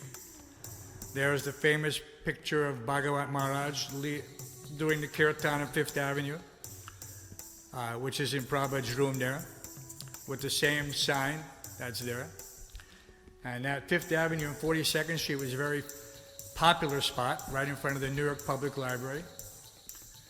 And at that time, I was working in the library. I was still in college. And I would hear the devotees chanting outside my office window. And so this is the effect of the holy name.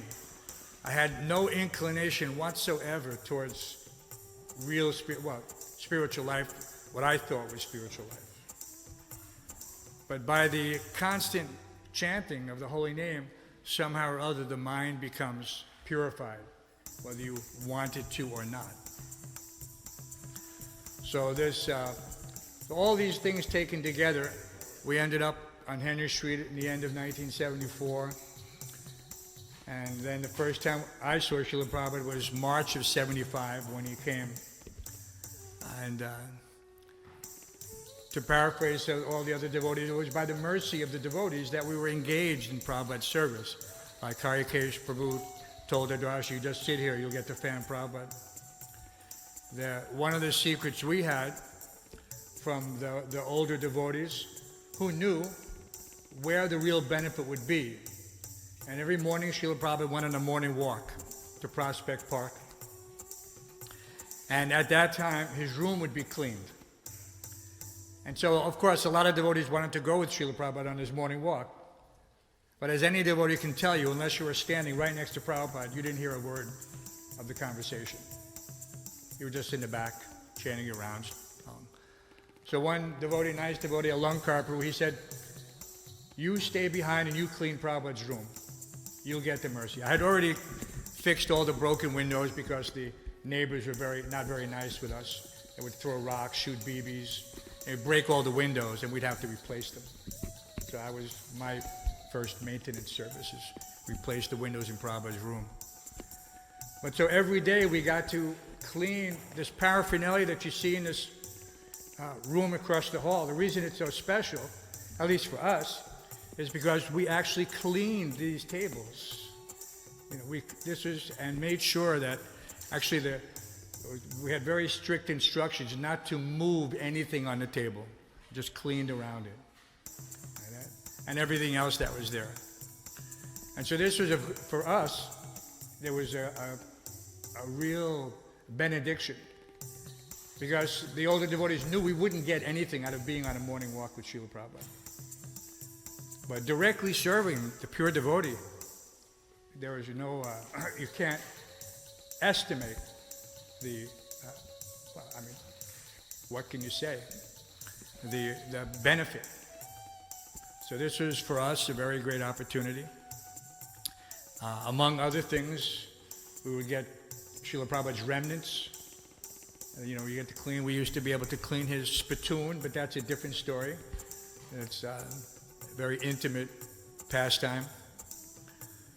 And but we had many opportunities to directly serve in that regard, and that's as other devotees were speaking, it's not that we don't have this opportunity now.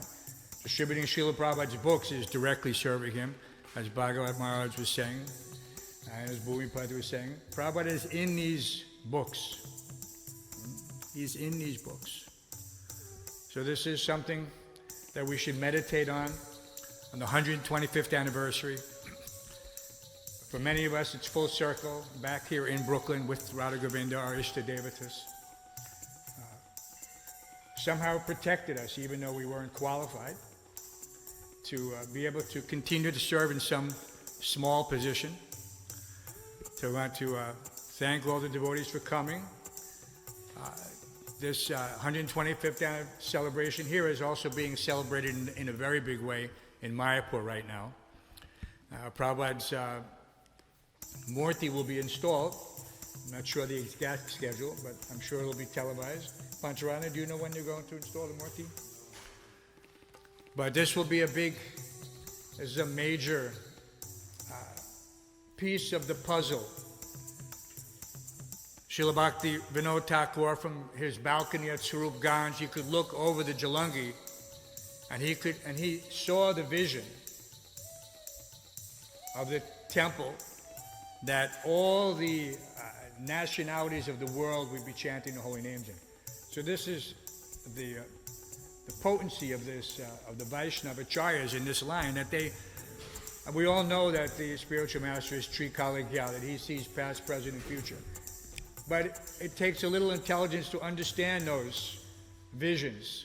So that vision is now manifest, so we can understand how everything is fitting with respect to the predictions by Srila Bhakti Vinod Thakur, by Srila Bhakti Siddhanta Saraswati Thakur, how that great temple. And Ambarish Prabhu has taken this to heart because he knew that this would fulfill Srila Bhakti Vinod Thakur's prophecy. So this is something that we can look forward to, that this is a catalytic point. That even though it seems that the whole world may be burning around us in so many different ways, that the activities of the Krishna conscious movement to continue with the mission of the Acharyas, especially by this Adbhuta Mandir, this is a very significant part, and we will see lots of changes when it is finally complete. So we're just about ready now for Puṣpāñjali. I'm looking to see if the flower petals are there. Mataji, are the flower petals? And Maharaj, did you get the songbook? You have it? Okay. Maharaj will chant the Mangalacharana, and just for everyone's edification, Maharaj will read to the Mangalacharna, and once he's done, then he will chant Śrīla Prabhupāda's pranam mantras. And then after that, he'll say, Puṣpāñjali will offer flowers. And when we offer flowers, we pay our obeisances. And then get up, so when you get the flowers, you keep them for 3 times. We're going to offer 3 times. And after each time when Maharaj says Puṣpāñjali, we pay our obeisances. And then after the 3rd time, we'll do the arti. Locanananda will lead us in the Guruvastika. And then we'll have a wonderful, sumptuous feast offered to Śrīla Prabhupada and Sri Śrīla Govinda. Thank you again all for coming. Śrīla Prabhupada ki, Sri Sri Radha Govinda Dev ki, Vaiṣṇava Vrinda ki jai.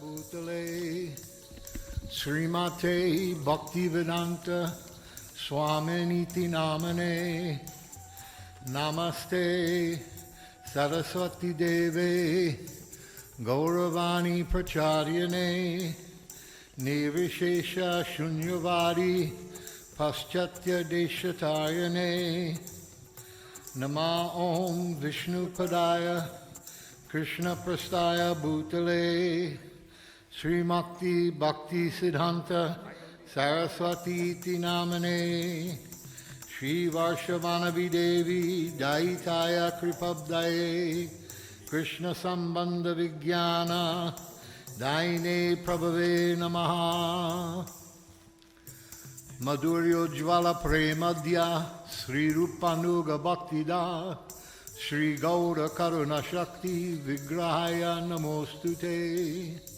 Namaste Gauravani Shri Murtaye Dinataryane Rupanuga Varudyapa Siddhanta Dvanta Haryane Namo Gaur Kishoraya Sakshat Vairagya Murtaye Vipralambara Sambode Padambujayate Namaha Namo Bhakti Vinodaya Sachidananda Namane Gaura Shakti Swarupaya Rupanuga Valayate Gaura Vibhava Bhumistvam Nideshta Sajana Priya Vaiṣṇava Sarvabhoma Shri Jagannataya Te Namaha Vanchakalpa Tarubhyascha Kripa Sindhu Bhaevacha Patitanam Pavanebhyo Vaishnavebhyo Namo Namaha Namo Mahavadanyaya Krishna Prema Pradayate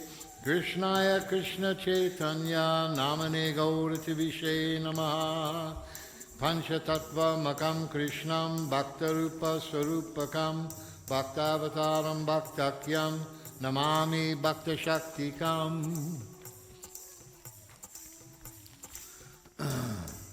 He Krishna Karuna Sindhu Dinabandho Jagatpate Gopisha Gopika Kanta Radhakanta Namostute Tapta Kanchana Gaur Jayatam Surato Pangor Mama Manda Matir Gati Matsarvasya Padam Bhujo Radha Madana Mohano Divyad Vrindaranya Kalpadrumada Srimad Ratnagara Simhasanasto Srimad Radha Śrīla Govinda Devo Pristalibi Sevyamanus Marami Sriman Rasa Rasarambi Vamshivata Tatastita Karshan Venu Swaner Gopir Gopinata Shriyestuna Tapta Kanchana Gaurange Radhe Vrindavaneshwari Vishabhanu Sute Devi Pranamami Hari Priye Shri Krishna Chaitanya Prabhu Nityananda Sri Advaita Gadadhar Sri Vasari Gaur Bhakta Vrinda.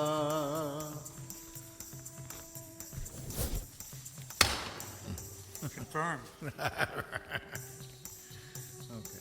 Nama Om Vishnu Padaya Krishna Prastaya Bhutale Srimate Bhakti Vedanta Swamin Iti Namane Namaste Saraswati Deve Gauravani Pracharyane Nirvishesha Shunyavadi Paschatya Deshatarayane Puṣpāñjali.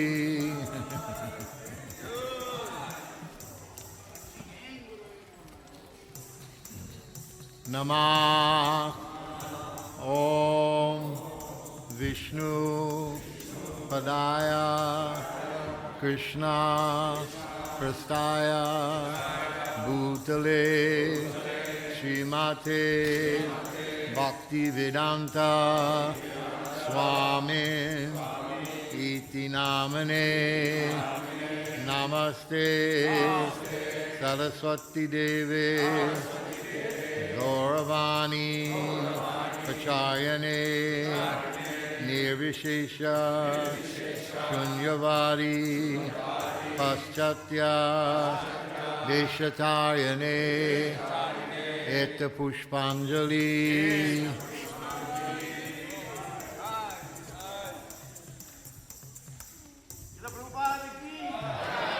Namah Om Vishnu Padaya Krishna Prastaya Bhutale Śrīmate Bhaktivedanta Swami Iti Namane Namaste Saraswati Devi Gauravani Pracharyane Nirvishesha Shunyavadi Paschatya Deshatarayane Ete Puṣpāñjali.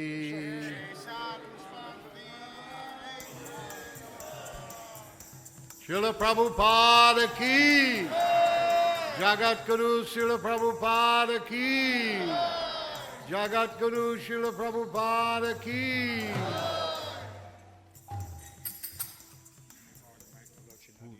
Locanananda.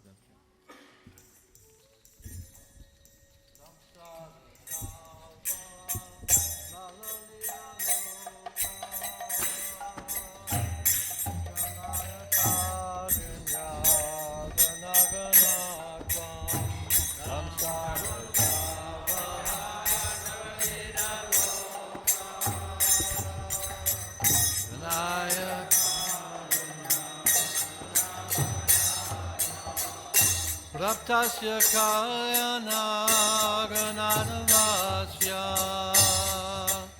Vande Guru Sri Charanarvindam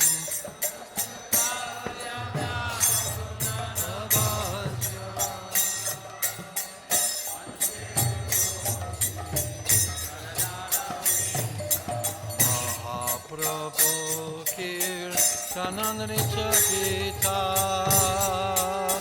Parichramajam Adarśi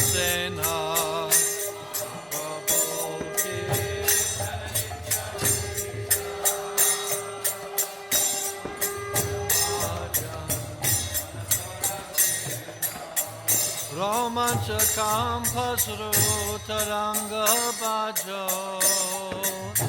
Vande Guru Sri Charanarvindam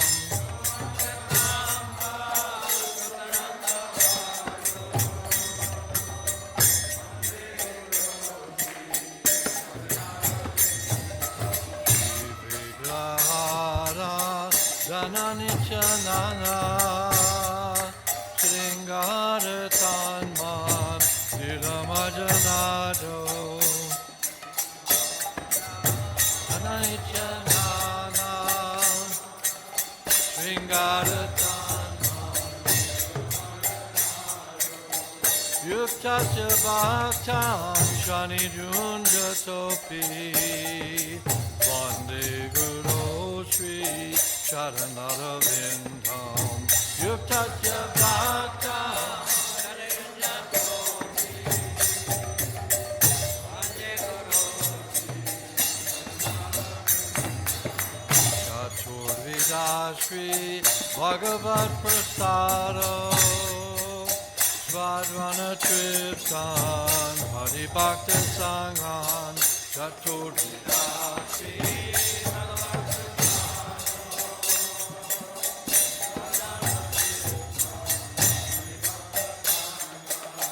Kritvaiva Triptim Vajato Sadaiva Vande Guru Shri Charanara Vindam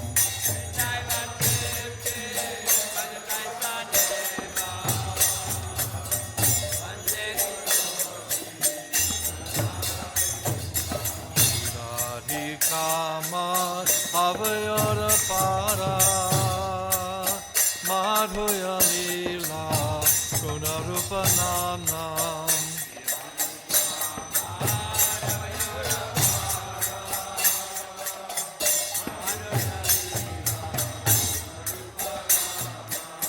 Pratikshana Svadhana Lolupatya Vande Guru Shri Charanara Vindam Pratikshana Svadhana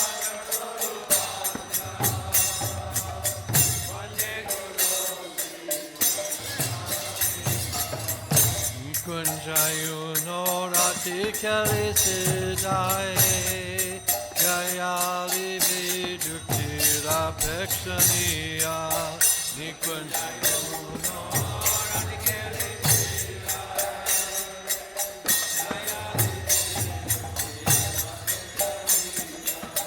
Tatra Kidaksha Rati Balavasya Vande Guru Shri Charanara Vindam Tatra Titaksha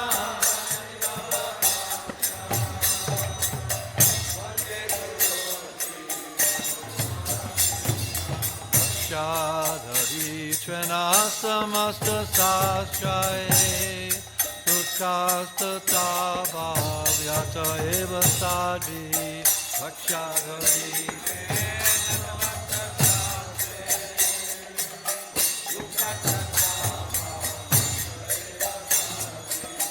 Kintu Prabhoya Priya Eva Tasya Vande Guru Shri Charanara Vindam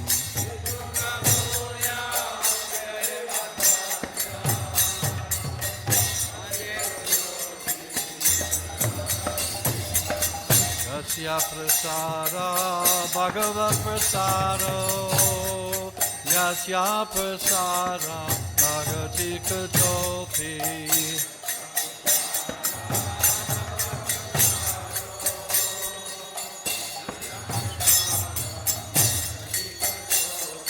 Jayam Tuvam Sasyaya Sasri Sanyam Vande Guru Sri Charanara Vindam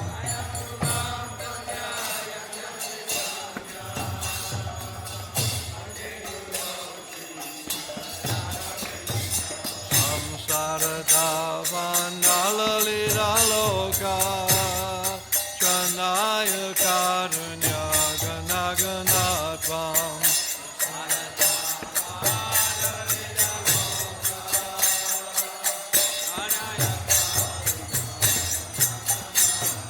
Bhaktasya kalyana gunadavasya Vande Guru Sri Charanara Vindam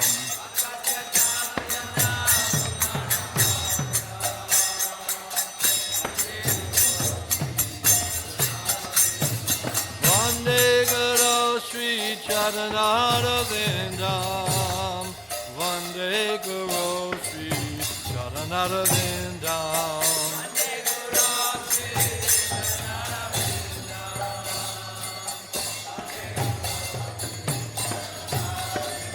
Nama Om Vishnu Padaya Krishna Prasaya Bhutale Srimate Bhakti Vedanta Swami Iti Namine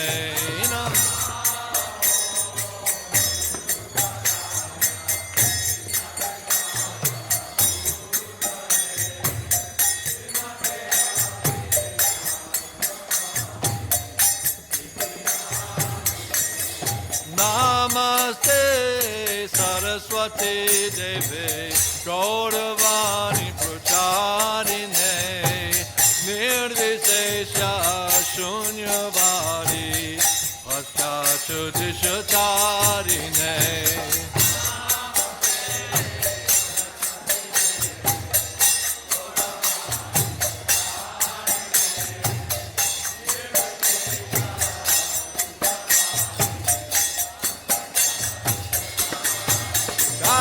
Shri Krishna Chaitanya Prabhu Nityananda Shri Advaita Gadadhara Shri Vasari Gaura Bhaktivinoda Jaya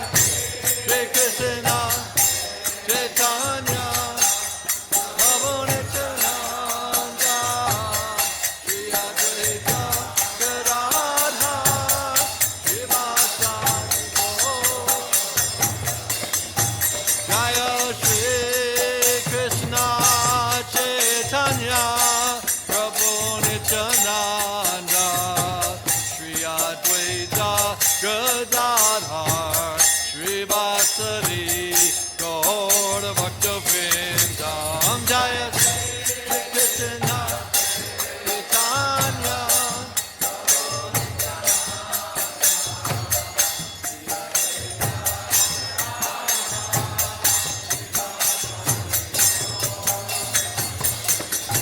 Jaya Shri Krishna Chaitanya Prabhu Nityananda Shri Advaita Gadadhar Shri Vasari Gaura Bhaktivinoda Jaya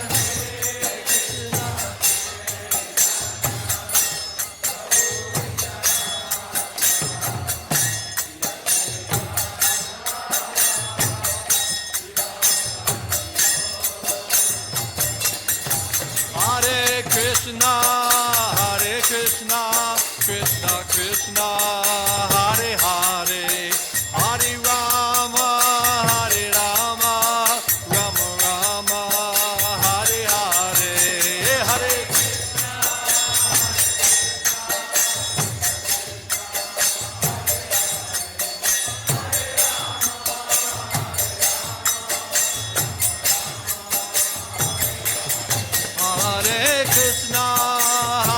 Krishna, Krishna Krishna, Hare Hare, Hare Rama, Rama Rama, Hare Hare, Hare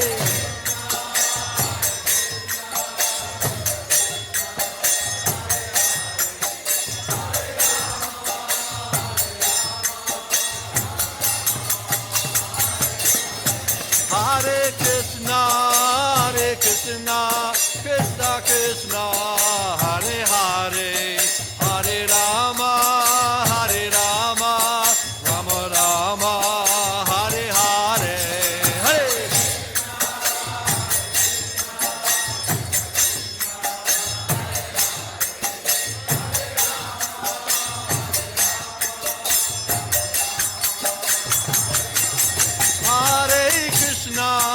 Hare Krishna, Krishna Krishna, Hare Hare, Hare Rama, Rama Rama, Hare Hare.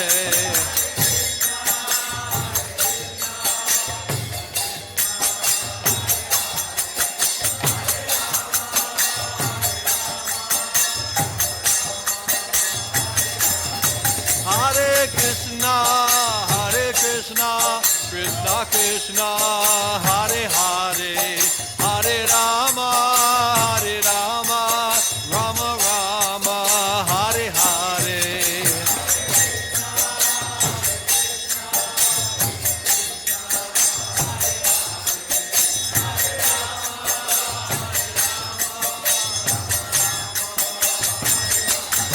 Hare Krishna, Krishna Krishna, Hare Hare, Hare Rama.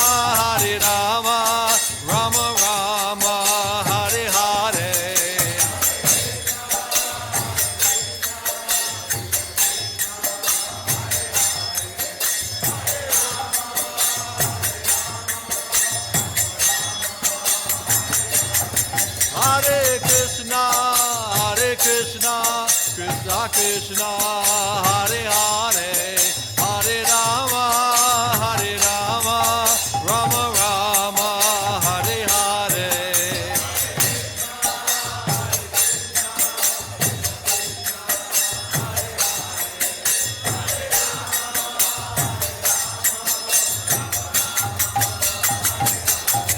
Hare Krishna, Krishna Krishna, Hare Hare, Hare Rama, Rama Rama, Hare Hare, Hare.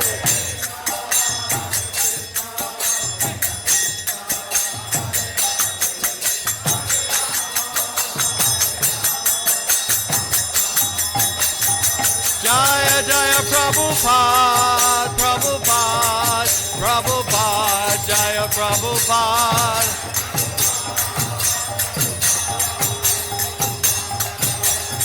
Jaya Jaya Prabhupada, Prabhupada, Prabhupada, Jaya Prabhupada.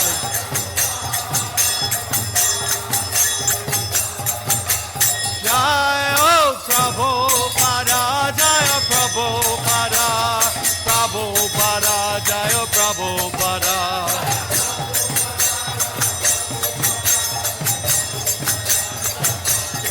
Jaya Prabhupada, Jaya Prabhupada, Prabhupada, Jaya Prabhupada.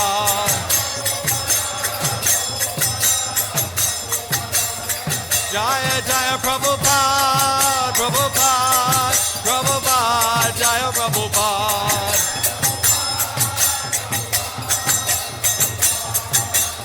Jaya Jaya Prabhupada, Prabhupada, Prabhupada, Jaya Prabhupada.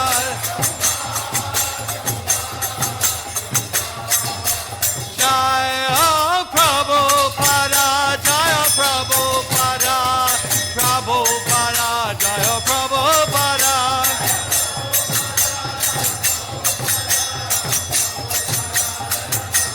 Jaya Prabhupada, Jaya Prabhupada, Prabhupada, Jaya Prabhupada.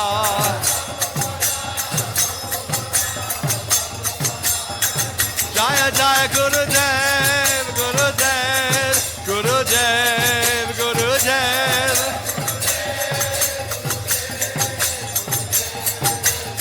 Jaya Jaya Gurudev, Gurudev, Gurudev, Gurudev. Jaya Prabhupada, Jaya Prabhupada, Jaya Prabhupada, Jaya Prabhupada.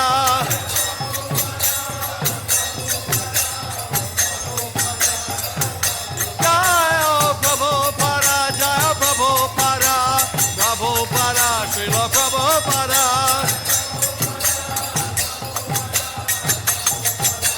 Nitai Gaur Hariba, Hariba, Hariba, Hariba.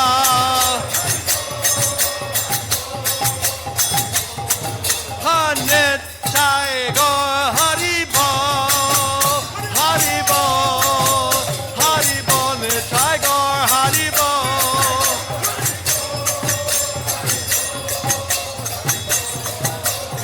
Nitai Gaur Hariba, Hariba, Hariba, Hariba.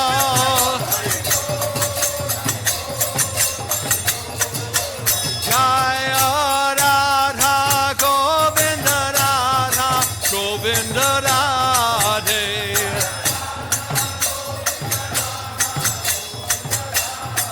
Jaya Radha Govinda Radha Govinda Radhe. Jaya Radhe, Jaya Radhe, Jaya Radhe, Jaya Radhe.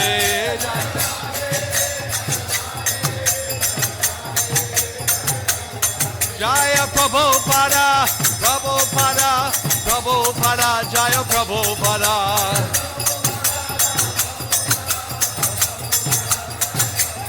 Jaya Prabhupada, Prabhupada, Prabhupada, Śrīla Prabhupāda.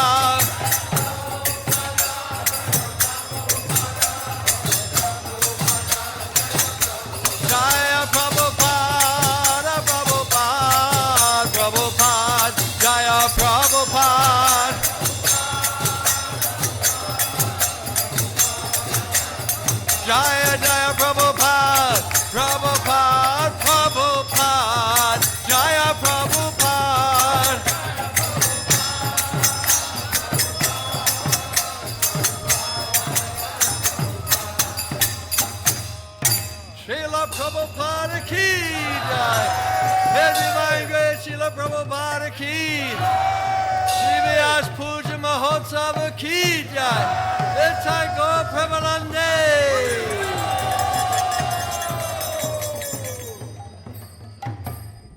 Jai Vishnupad Paramahansa Parivraj Jagatada Sitara Sata Shri Srimad. His Divine Grace Abhaya Charanabinda Bhaktivedanta Swami Prabhupada ki. His Khan Founder Acharya Divine Grace Śrīla Prabhupāda ki. BBT Founder Acharya Divine Grace Śrīla Prabhupāda ki. Savior of the whole world, His Divine Grace Śrīla Prabhupāda ki. Jai Nitya Lila Bhavishto Vishnupad Paramahansa Parivraj Jagatada Sitara Sata Shri Srimad. Divine Grace Śrīla Bhaktisiddhanta Saraswati Thakur Goswami Prabhupada ki. Ananta Koti Vaishnava ki. Namacharya Śrīla Haridas Thakur ki. Prem se kaho Shri Krishna Chaitanya Prabhu Nityananda Shri Advaita Shri Gadadhar Shri Vatsari Gaura Bhaktivinoda ki. Shri Shri Radha Govinda Gopinath Shamakunda Radha Kundagiri Govinda ki. Shri Braja Bhumi Vrindavan Dham ki. Shri Mayapur Navadvip Dham ki. Shri Jagannath Puri Chaitra Dham ki. Ganga Mai ki. Jamuna Mai ki. Bhakti Devi ki. Srimati Tulsi Maharani ki. Samaveda Bhakta Vrinda ki. Yugadam Harinam Sankirtan ki. Transcendental Book Distribution ki. Transcendental Prasad Distribution ki. Shri Shri Śrīla Prabhupāda 125th Mahavyasa Puja ki. Go Premanande. All glories to Sama devotees. All glories to Sama devotees. All glories to Sama devotees. All glories to Sri Guru, Sri Gauranga, and Śrīla Prabhupāda. And for all the assembled devotees who are wondering when the feast is going to be served, no, that's 2 o'clock. Right now we have an opportunity to have darshan, as Bhagavat Maharaj explained earlier. We have here, very special, the slippers Śrīla Prabhupada wore to London on his last visit. We have the sheet that covered his body while he lied in Krishna Balaram Mandir in his final pastimes. And then we have, what else, Maharaj? His kurta, the kurta he also wore in London. Unlike that's in, we also have the paraphernalia across the hall. We'll have opportunity later to have darshan. The shoes that Prabhupada wore onto the Jaladuta and around New York City for 1 year while he established the Sankirtan movement for the glorification of Sri Chaitanya Mahaprabhu. All that is right across the hall. So please come and get your benediction from Śrīla Prabhupada's slippers. Maharaj will gently tap you on the head, or not so gently. And for those fortunate souls, because what does it say? Kalera doshaniri rajanastir mahaguna kirtanari krishna sya mukta sangashitate. And what else does it say? Yagnai sankirtana praya yajanti hi sumedasaha.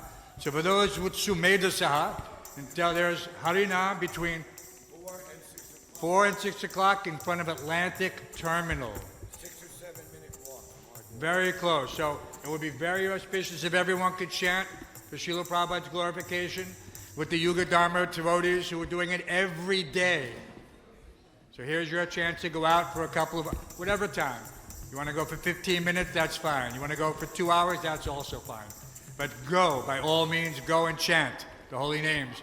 And spread the message of Lord Chaitanya all over Brooklyn. Hari Hari Bol.